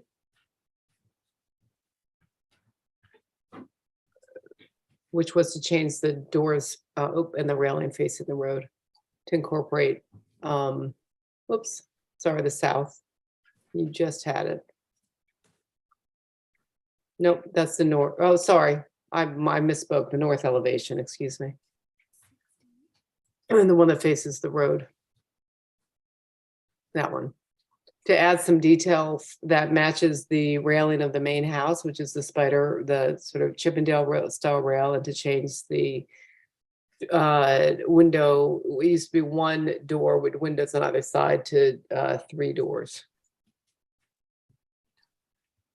Anything else? That is it. And just to let Mickey know, we had proposed adding, which show up on another set of drawings, but appear under the large gambrel masses right in the center. So that won't be as large a span where you see the boarding. Holly? Thank you, Mr. Chair. So for the record, for context, this site is a new infill garage studio on the site of the previous Driftwood, on the previous Driftwood site that was at Gambrell, and then a contemporary from the 50s. And now back to a Gambrell. So the revision before you for fenestration and shingle flare and foundation piers with skirt. It's in keeping with the main home. So obviously it's appropriate. Okay with the removal of the corning boards, appreciate the foundation skirt and the brick piers. And my understanding that the color of the brick is whitewash to match the main home. And my overall comment, as long as all the features match the main home and we have an elevation certificate on file for this structure, I have no concerns, Mr. Chair. Thank you. Okay, thank you, Holly. Itzhak? Yeah, I'm having a hard time hearing. I don't know if all your mics are on or not, but it's hard to hear some of you guys. But anyway, Thanks, Mickey. good. So I'm just seeing this change to the north elevation just now, and my comment to that would be that I think that if you're changing, the north faces Easton Street. That's right. So those three French doors are really facing right toward the street, and I think the previous version with the two windows and the single door was much more appropriate. And that's it. Thank you. Thank you, Mickey. Anyone else from the public? Okay, great. And who would like to begin? I will. Go for it. That was my only concern as well. And is the three doors and the grill pattern was not traditional. Okay, who's next? I confer. I like the previous with the two windows on either side of the French door. It's sweeter. Me too. Okay, Diane, you agree? Yes. Connie? Yes, I agree too. Okay, so I agree with Connie, Diane, Abby, Val, and Mickey. And can I ask a question? Any chance of adding the Chippendale railing to that detail? Or if we did a shingled rail, would we be able to keep the French doors? Oh, Yeah, well, may I? Go ahead. I still think the shingle, the grill pattern is not appropriate for town. Oh, it's just on the main If house. you're gonna which have is- 3 doors with 15 lights or 12 lights and a kick panel, it would be very busy.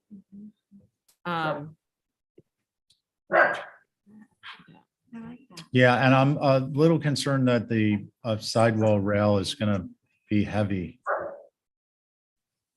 Too heavy for that location. Okay, so you don't like the shingled rail is a no, and the Chippendale railing, even though it's on the main house, you don't like the idea of it coming forward to this structure? What? Nobody said any. You're talking about the little. Oh, the middle grill pattern. I'm sorry. I was thinking that you were grill on talking the about the railing. doors, yeah. I got it. I'm sorry, Val. I misunderstood. So it's a unsupported change to the doors. And the grill pattern is also a concern. And I think that was primarily the concern. So how about a motion? Motion to approve with the return to the former north second floor arrangement Through staff? through staff. Okay. All in favor of Val's motion, say aye. Aye. Any opposed? Okay, then carries unanimously. All right, and Lisa, you're up on 30 India. Yeah. And Mr. Chair, Luke is in the queue now, Okay, so we're gonna circle back to Luke. and Mark Catone as well. Okay, Oh, boy. and I'm just gonna throw this out there while we're waiting is, do most applicants typically put their email address on 30. the application? So that we might, in the future, if we get this far along, the problem is because we put so many applications out on future action, we can't just keep going. We're gonna Right. lose a whole hour or hour and a half of meeting time. So if we get to that point, maybe just keep in mind and we'll email a few people. So what I'd suggest now is if someone could look and see if Will Stevens is on there and Mark's email address and shoot those guys an email. Oh, Mark's here. Will Stevens. Yeah, I texted Mark. Did you? Okay. So, sorry, let's go back to 30 India. Yeah.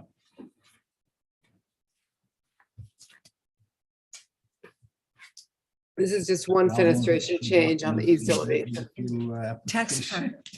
Text her.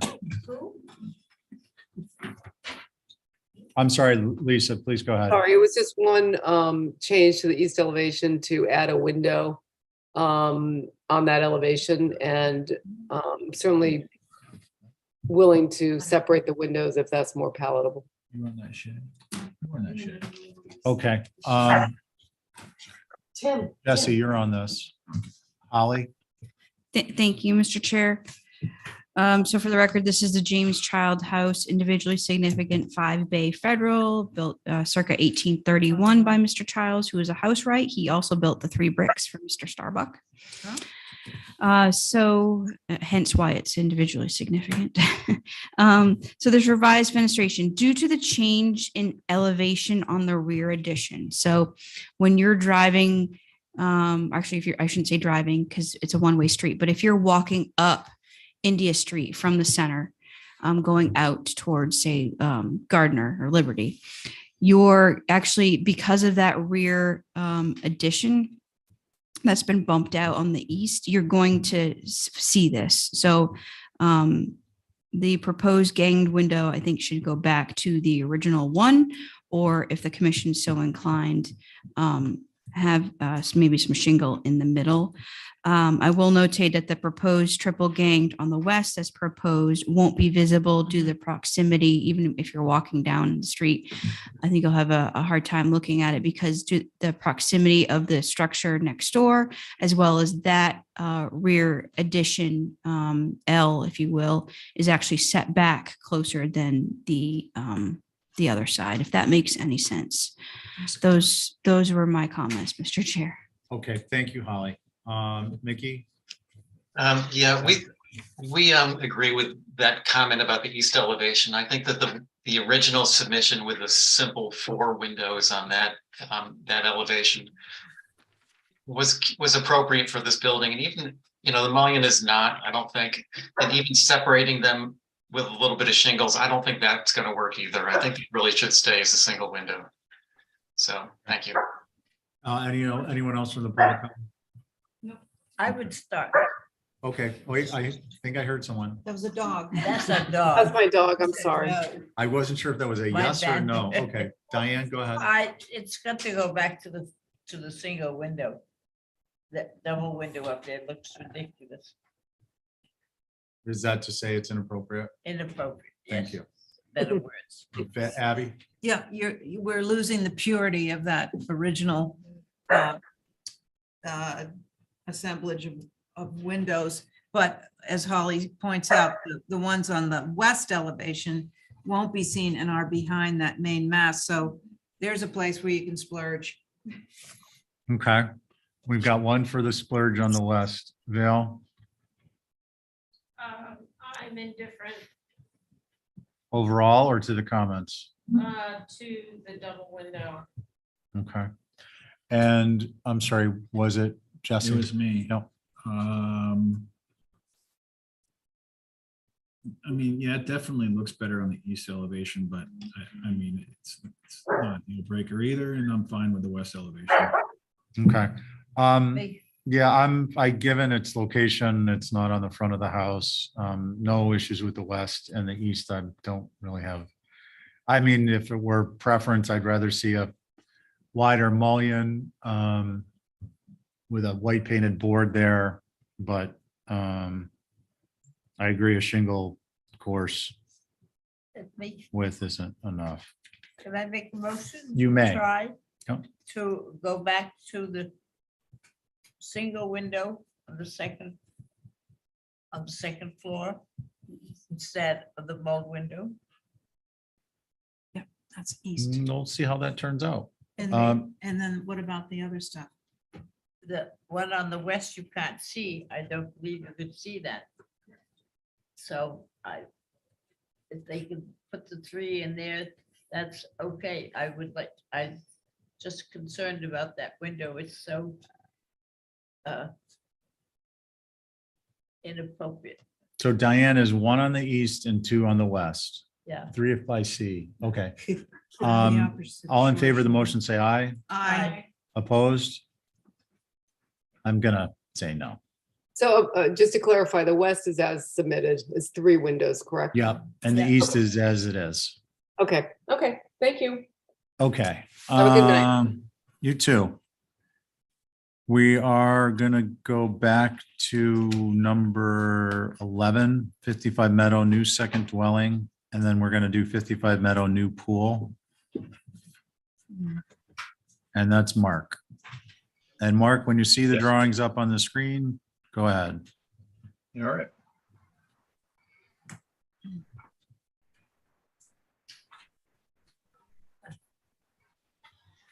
But so they're not on the, on here.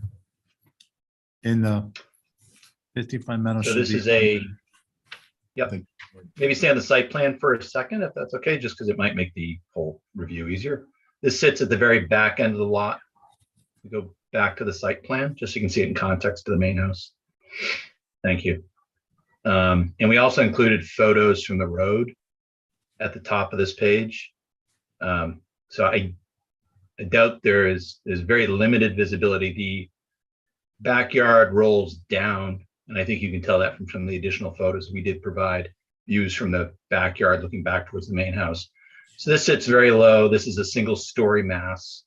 I apologize, but I don't remember the height of the structure, but I know it's very low in profile. And I don't know that I could add much more than that, other than, fenestration and such is consistent with the existing ranch that sits at the highest point on the property up towards Meadowview Road itself. Thank you, Mark. Is there any concerns? Not for me. It's 18 feet for a dwelling. It's way far It back. just doesn't have a front door. Mm. Is that of a particular concern, given the distance from the road, or you're just commenting? This is a secondary dwelling. Val? I'm looking at the pictures. I think you are gonna see it, but Who's- if no one else has that I think it's concern, back a to Karen. front door is a front door, okay? Okay. Carrie? I think the sort of second dwelling nature of it's a technicality. I think it's completely appropriate way back there in such a low profile and doesn't have to Yeah. scream second dwelling. It's cute. Okay. If we squinted from the road, what cardinal point would we be looking at? Which elevation? West? North. North? Mhm. North, And that'll be whether we're squinting or not. yeah. I can't find north. I think this is Chucky Butler's old. Diane, Oh, there it do you have any concerns? No, I think it's very difficult lot to see. And it sort of curves around and you sort of lose it down the way, so I don't have any concerns. Okay. Abby? I don't think we're gonna see any of those modern elements. Are we from the street? Hmm. I think you'd be hard pressed to. That east elevation is going to face the vegetated buffer between the neighbor. Okay, I'm fine with it. Okay. I'll nod to John McLaughlin on the front door on a building being channeled through Val. But I think that the distance from the street, this is appropriate. Motion, Motion to approve? all in As favor of submitted. Diane's motion, say aye. Aye. Any opposed? Okay, Val, for the record, is a big fat no. Well, not a big. I know, I'm just teasing you. It's the door and the TV facing the street. So just to clarify that, just and not to take up time, but it really is a pool house, but technically will be a dwelling and complies as a dwelling, so it's been filed as a second dwelling. But it's really reads architecturally as a pool house to the pool you're about to review. So hence the approach we took. Mark, just keep in mind, on Otherwise, movie night, you might have visitors at the end of the driveway. How about the pool? I'm worried about this very small play area. Why is that so small? Can they only play there? I think it's a small play structure for the kids. It's already there. That's it. They're very small children. Yeah. Mark, anything else on this other than what's evident? No, this sits. The back. Comments, What concerns, is screening the pool from the parking and the road? our approval that says not a visible at time inspection. What thereafter. is- Yeah, I think the grade itself, if you, again, you look at the photos, I think it's included maybe on the, hopefully on the front sheet. This will sit down at the back end of the lot. So the lot crests up from Meadowview and then it rolls back down to the backyard. Okay, I think I would just say, take the unusual comment first, that I'd be much more comfortable with including our caveat, not visible time inspection thereafter. Is there any other comments or a motion? What about that play area? On the bigger play area, Mark? Fair enough, I'll talk to them. Geez, it's for the children. Very good. Abby, did I hear a motion? Yes, motion to approve with the caveat that we will not see this up the pool from a public way. Time inspection or At the, thereafter. yes, in perpetuity. And do you gonna leave the play area off? Yeah, I don't know what to do about that. That's Okay. I'll leave that up to Mark's good design sense. Fair enough. All in favor, say aye. Aye. Any opposed? Okay, that carries unanimously. Thank you very much. Okay, so we are to 32 Union, circling back. And did Will Stevens? I texted Andy and I'm emailing him. Okay, thank you, Val. Appreciate it.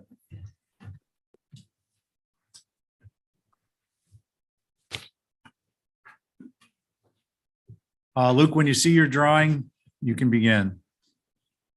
Okay, thank you. Thanks for circling back. So basically, the homeowner wanted to have a garage on his property. And my thought was just to keep it as low as possible and perhaps make it function from the garden side as a garden, like a garden room, so that they can use it as covered space towards the garden in the summer and stick their car in there in the winter. And I just chose that super low pitch because the back of this house is a pretty grand porch. And I was just trying to reduce the impact for the people on the porch, so they're not looking at a big roof. And then from those observing from the street, keeping it as low profile as possible. If it's, so that's it. If you guys want a gable forward towards the street instead, I think, anyway, I'll take your comments, but that's just the simple task that we were trying to accomplish. Okay, thank you, Luke. Holly? Thank you, Mr. Chair. So for the record, the main dwelling on the lot is a circa 1789. It was built right after the Revolution for William Coffin. It's a gambrel, 2.5-story 5 bay with a center ridge chimney and center entry. This new garage location is appropriate. The low hipped roof is appropriate and it's a great design. Feel it's in keeping with our historic district and the overall historic structure that it's associated with. The only concern, if I could have one, is the 3-paneled door, which should be 12 lights with a kick panel, but I don't believe it's going to be seen because it's actually on the inside of the property. So those are my comments, Mr. Chair. Thank you. Thank you, Holly. Is HSAG? Mickey, can we take it that you concur? Yes, actually, we do concur. We like the hip roof. It's a little shallow pitch, but not a big concern. We thought it was it'll fit in nicely, so no concerns. Okay, thank you. Anyone else from the public? Any concerns from the members? No, I think it looks like a lot of the old little garages in town. Okay. Before we motion, can we get, is there any opportunity to relabel this? It's 10 Lincoln and stick it in the packet? Oh. Just joking, Matt, just joking. How about a motion to approve? Motion, yeah. Val, on your beater, you beat Diane on your motion. All in favor, say aye. Aye. Any opposed? Okay, that carries unanimously. Thanks for coming back, Luke. Big lift. Let's see. We got Will on hold. I texted Shelter 7. Nate Barber again. Nate was, just to clarify, that was a shed that was approved under a different lot number previously Oh, and Val, therefore you street here? address. I don't have my stuff here. Do What we? about 17 Orange? We're waiting for Will Stevens, so No, I we're, texted him and he said that it's now Linda is representing it. okay, so we're waiting for Linda. If she shows, she can be heard. 15 Maury Lane, new garage. And no one to represent.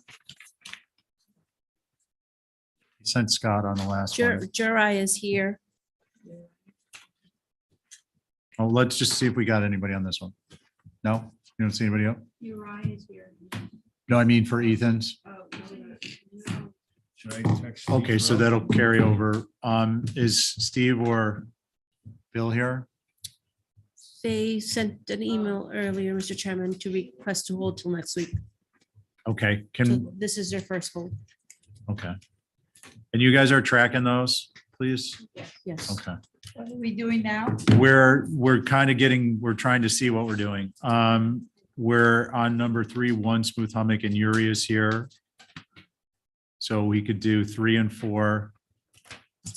And Mr. Linda again. Chairman, yeah, for clarification purposes, what's the difference between an applicant requesting to hold and not showing up? Is it the same? it, 2 weeks, huh? well, no, the intent, well, a couple things. One is it depends on how often they've done it, and then it depends on the context. So I believe the way that, or at least the intent was that if there was public interest or a butter interest demonstrated through contact with the staff, either by telephone or a letter, then that triggers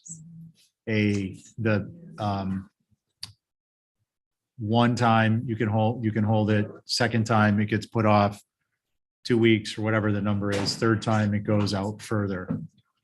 So it's because the intent is for public participation, and we do not have the luxury of having every single application where there isn't some stated public interest to, okay. Shelter 7's here. Great. So we're actually, before we go to Yuri, we're going to go to Jason on 55 Easton. I'll be the first to say that that whole thing isn't perfect, but No, it's a I get start. it. I'll sit off this because I didn't sit on the original if somebody else did. Okay. So that means it will be Jesse and Connie.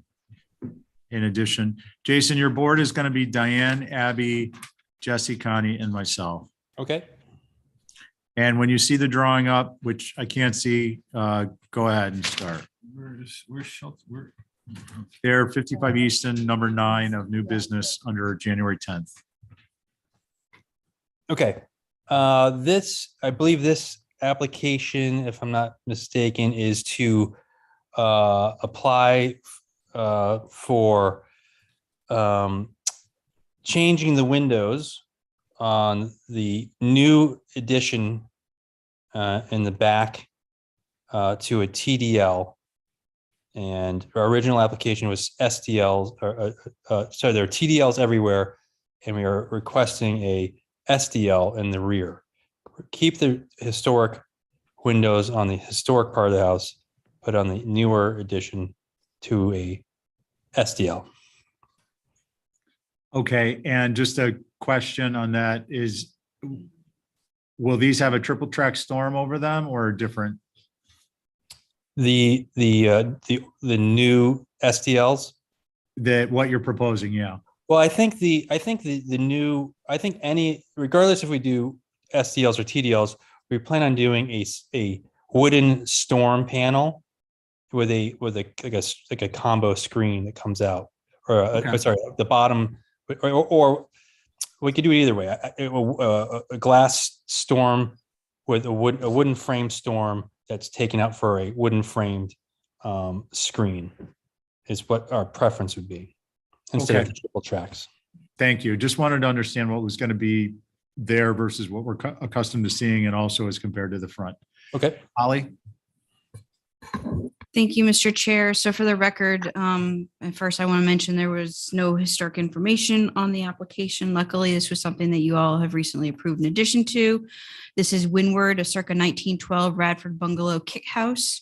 I also want to remind the commission that you recently approved not only the addition, but also a historic determination. And basically that certifies any proposed work is the structure is going to stay as a contributing historic structure. This application before you is to modify windows. The existing windows should be restored, not replaced. Existing windows in the main body of the main historic structure should be restored. A window survey, if you're proposing to obviously replace them, should be provided at a minimum. I didn't see that in the application, so that should be provided. Windows on the addition should also stay. This is a historic structure. I will say it's not in the OHD, it's on the border, it's in the local district. But this is a historic structure nonetheless. And again, I refer, sometimes you all will allow on your discretion on whether or not a structure could have TDL on the front and SDLs on the back. However, again, I want to remind the commission that this is a historic structure. And again, we want to know the condition of the existing windows. My understanding that those are probably original to the structure, to the 1912 structure, but again, window survey with photographs is imperative. So those are my comments, Mr. Chair. Thank you. Okay, thank you, Holly. Does HSAC have comments? Yeah, they're basically the same as Holly's. We need a window survey. We're assuming the existing windows on the old building are very old, if not original, and they should be restored, not replaced. And also to provide a window schedule identifying the size and manufacturer of any new windows, which I didn't see in the application. Thanks. Okay, thank you. Any other members of the public? Okay, who would like to begin? I'll go. Okay, The windows, if they're TDLs, they should be rebuilt. If they're SDLs, as Vicky said, they should be identified. There should be a window survey, should be maker and brand of the maker and the window so used. okay, thank you. Who's next, Abby? Yeah, I believe in restoring windows, you just don't get the old fashioned waviness, the imperfections. If you have some, if this amount, this size, 2/2s, you're going to lose a lot of quality of that old historic fabric if you just do TDLs, brand new ones. The glass itself really makes a difference on these old houses. So I agree. thank you. Sorry, did you catch me yawning? It wasn't anything I did. personal. I did. No. Yeah. You were trying to suppress it. I know. I Yeah. guess you didn't agree. Well, so let's see, we have I agree- Connie I and agree with the Jesse. board. Okay, Connie? Okay, so Jason, I mean, you get the sentiment. I think what's going to be of service to you is a window survey on the existing windows. Obviously, the new addition, you're not going to be able to do a window survey. I will point out, and not pointedly, but this is where we differ, and this would be another wonderful discussion a policy, if we could ever get to it, on the interior secretary's rules. And, you know, you'll see oftentimes a historic structure is the addition uses, instead of wood, TDLs will have aluminum custom contemporary windows.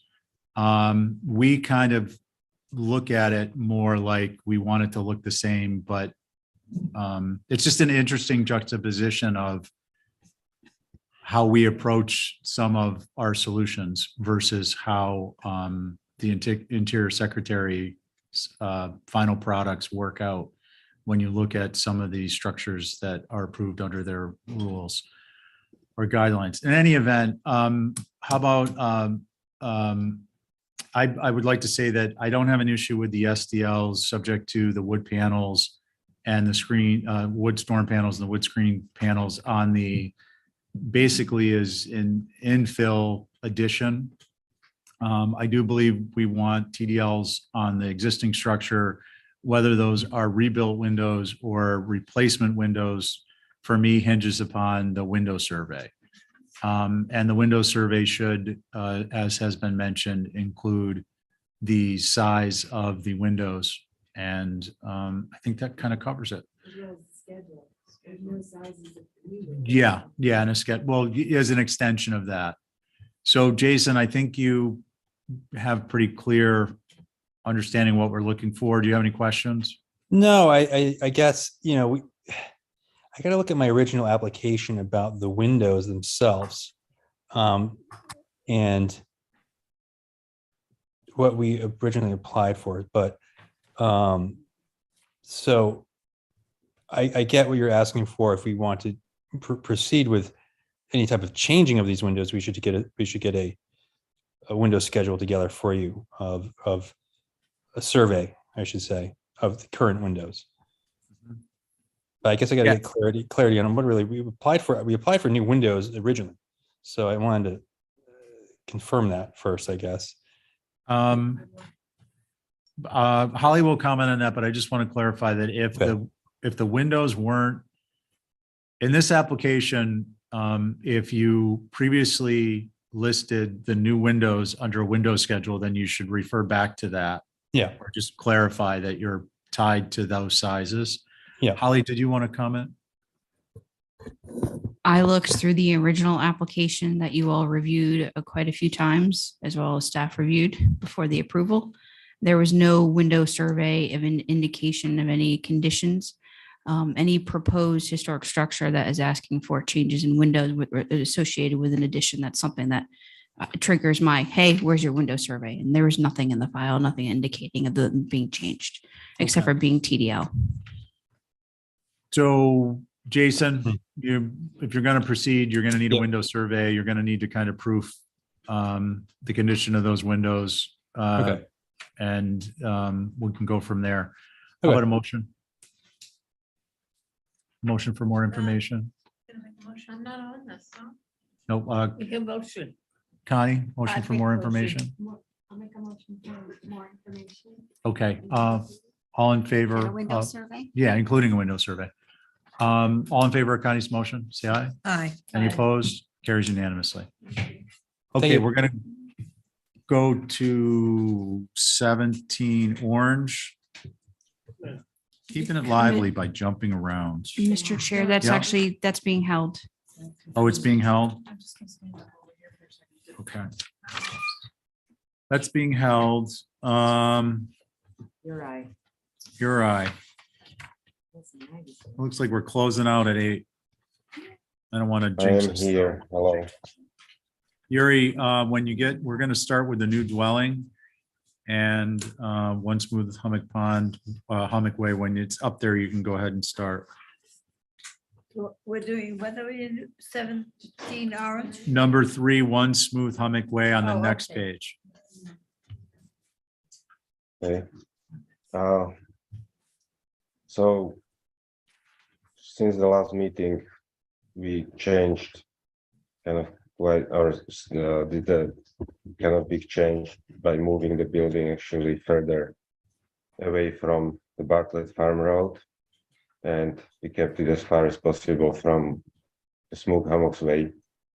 As Yuri, far I'm as the sorry. setback. Yuri, I'm sorry, you're a little muffled. Yeah. Can you, Oh, I don't know if there's move something a you can bit do with your far, mic. maybe the computer closer. Is this better? Yeah, that's better. So what I was saying that we moved the building from the Bartlett Farm Road away from it, and as far as possible from the smooth hammocks, as far as the setback allowed us.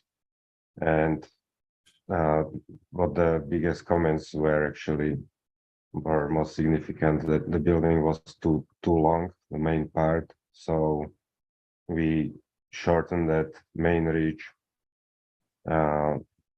It's I think around 45 feet now, and then change some fenestration around to match it, to make it work, simplify the west elevation, and the rest is more or less the same, except just again adjusted the fenestration and some roof pitches, which you'll see on the elevations. And also these photos that we have on this page, you can see trying to show that actually there is lots of vegetation that's all the way around the whole corner, which will mostly block probably the whole first floor of the building. So yeah, those are the main changes. All right. So you guys rely on the elevations? Okay, so that's looking bad. Yeah, it was hard to pick up some of the commentary. I think your connection isn't super great. Yeah, I'm actually Um, very far, so that's why I don't have a good signal here. About 15 minutes. And just a clarification on the north elevation while people are reviewing this, the vertical T&G shutters are fixed as opposed to operable? They are fixed, yeah. Okay. And then the south is a V-groove or a barn board? So I could, yeah, it's a barn board, yeah, like Barn board, okay. barn siding. Yeah. Okay, and I guess those were just the questions I had. Does anybody ready? No. So it'll be Carrie. Okay. Questions. Yeah, you can ask questions. I think the L shape of this building on this road is still, it still reads extensive. And I think it's a little chaotic in terms of what's barn board and what's shingle. It's not like you have one mass that's barn board and then the rest is shingle. It's not very, it's not differentiated in a way that makes sense. It's more random. I think the fenestration, especially on the south, is way too much in also a random way. You have certain pockets of organization, but on the overall, it's very chaotic. Too many skylight. Oh no, you had the skylights set right. You reduced to one. Well, that's good. But again, there's patterns happening here, but they're happening over a whole elevation on one mass, and they're all random. Again, it just seems like there's not a lot of unification per piece. You've got a lot of pieces. They're all very big and long. But for me, they're reading as chaotic. I don't think the second floor decks are working. They're not well integrated into the structure or the architecture. I understand you wanting them, but I think you need to figure out a way to integrate. It's only that one really, but yeah, that's just my commentary for now. Okay. Who else is ready? I don't quite understand the shutters, so I don't. I think they're a decorative element, a very large decorative Very element. large. Very unusual.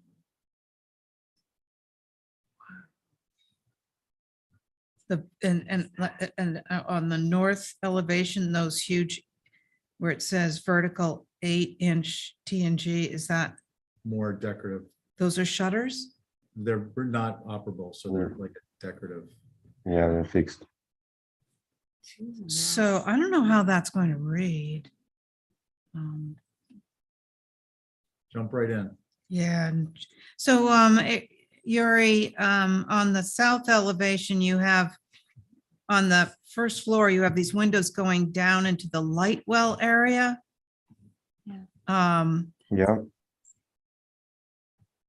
Yeah, so is that like a cross section now, or is it, or does, what happens there?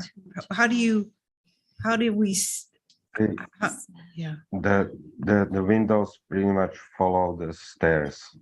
The windows are above the landings where the stairs turn, and we are pushing them all the way as low as possible. So we want to get more light into the basement that way. I think as a general overall, I'm not understanding how this is a Nantucket house, and it's a modern house. It's I just don't, I'm not relating to it, and maybe that's my problem, but no.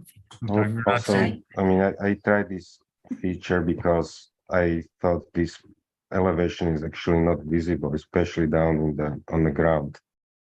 Yeah, I think I'm The talking higher about part, of course, is, but in general. down low. Hold up, Yuri. We're Okay, just- I'm done, actually. I'm just saying that I can't relate to this architecture. Okay, I would like to go. go ahead, Diane. All right, first of all, I just came to, the place where he's got 4 skylights on the roof. It's not. reduced those to one now. The upper one he reduced to 1, but this was down. That's the before and after. This is the before and after. Why are the A windows so much bigger than the B windows? I don't know what their size is, but they are huge. The windows, to me, are totally inappropriate with the facade of the building. This is this a multi-house? I get what you're saying. With, is it several apartments? No, Is it, Yuri, you don't have to, I think it's rhetorical with respect to the fact that each of these have different, they have a different identity, right, right, Diane? yeah, what's the vertical 8-inch T and G on the north elevation? It's the tongue and groove. Barn board. That's the vertical shutter-like structures that are architectural elements. Well, I didn't think it went too well the last time, and I think it is not appropriate for Bartlett Farm Road, which goes in to an old farm. Oh, And they've gone to some trouble to keep their buildings looking this doesn't look like anything that I have seen before. So I think it needs to be sort of put back together with more idea of what a Nantucket house looks like. So I just want to make a quick correction. I've been up since 5, so Abby, that yawn wasn't directed at you. And I missed, this is, Ray's not here. So Diane, you're on this. Val, you're on this. Carrie, you're on this. You spoke. Connie, you're on this. And I'm the alternate, just for record keeping purposes. So there's no change other than the fact that Abby's comment should be struck from our minds and our hearts, because she's not on it. Okay. Val. Okay, I also am struggling with making sense of the massing relationship. The predominant part of this building is not the entry to the building. It's sort of a rear or side.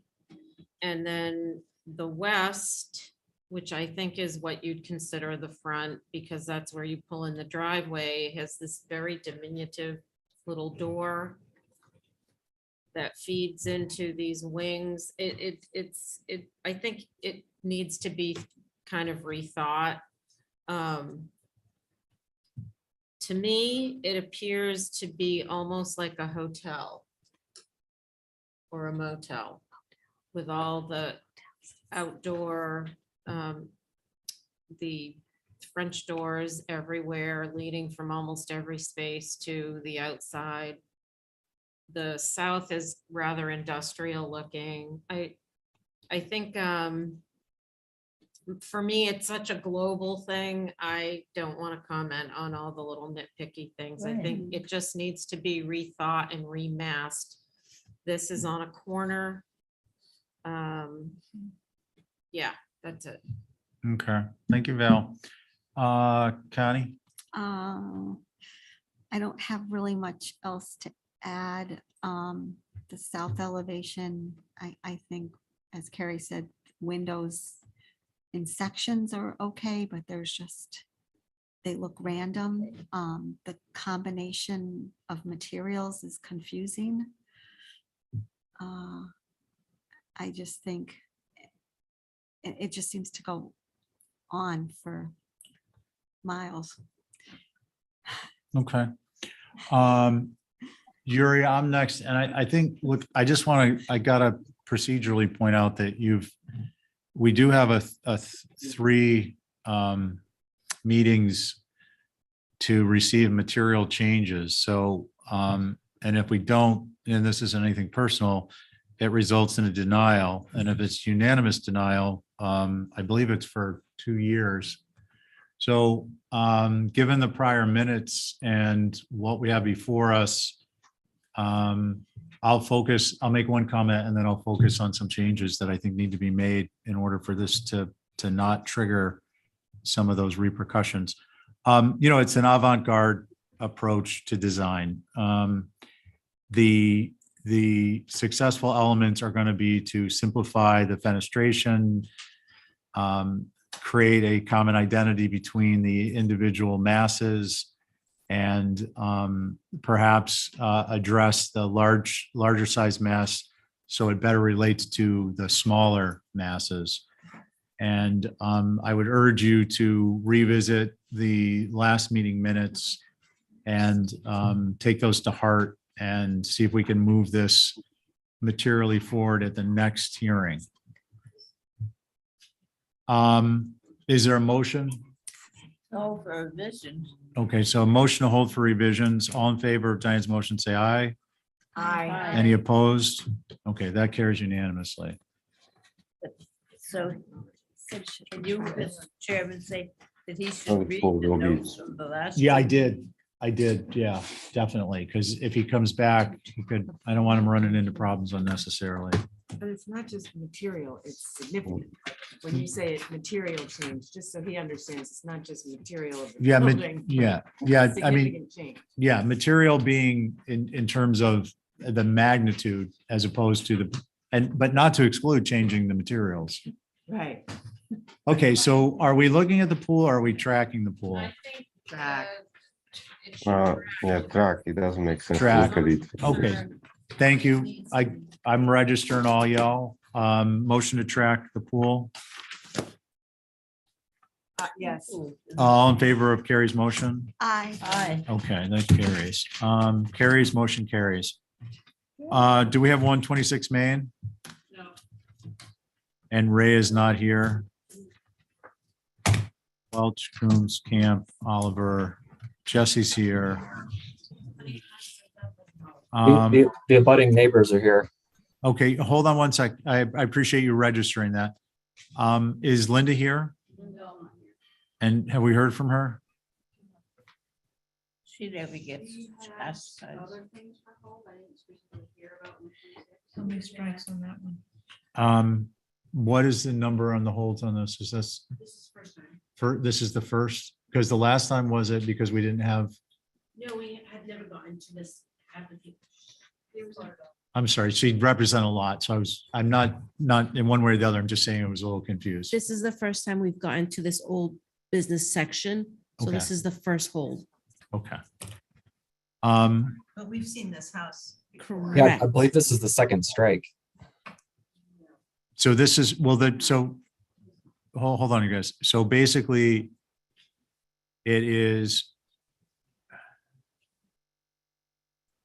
you're saying this is the first time it was an old business, Like it's been held before. but we've held, it really doesn't matter which meeting, This is an which, old application. This is the first time we've gotten to this old business section. So this is the first hold for this section, for this application to be. it's, no, but the question is it the first time this application has been held at the applicant's request? In past. At all? Yeah, because Oh, it doesn't yes. matter if In it's, past, yes. It's Okay. been hold. and were any of those before we made the rule? Okay, so we need, okay, I It was just, after. it's not, and I appreciate that. It's not to be pointed, it's a matter of public record, so we're gonna figure it out. And then if it's a hold beyond with outside of the scope of the rules, then certain things happen and that's how it'll have to be. But if it was before we made the rule that one of those, and this is the second, you get where I'm going with this. It's gonna depend on when we adopt It's it. only fair if the neighbors are showing up I- every single time. I understand, that's what, but look, I'm not coming down on one side or the other. We need to determine accurately when it was previously held. I don't want to just say, oh, it's number 2, and therefore this is the consequence, because I don't know all the facts. The facts are a public record. It's very easy to determine. Staff can take a look at it tomorrow and we'll know from there. With respect to what's happening this evening, I want to let the abutters or neighbors know, the applicant is not here. We'll look into it. It will be addressed consistent with our rules. And we don't open a hearing without the applicant's agent here.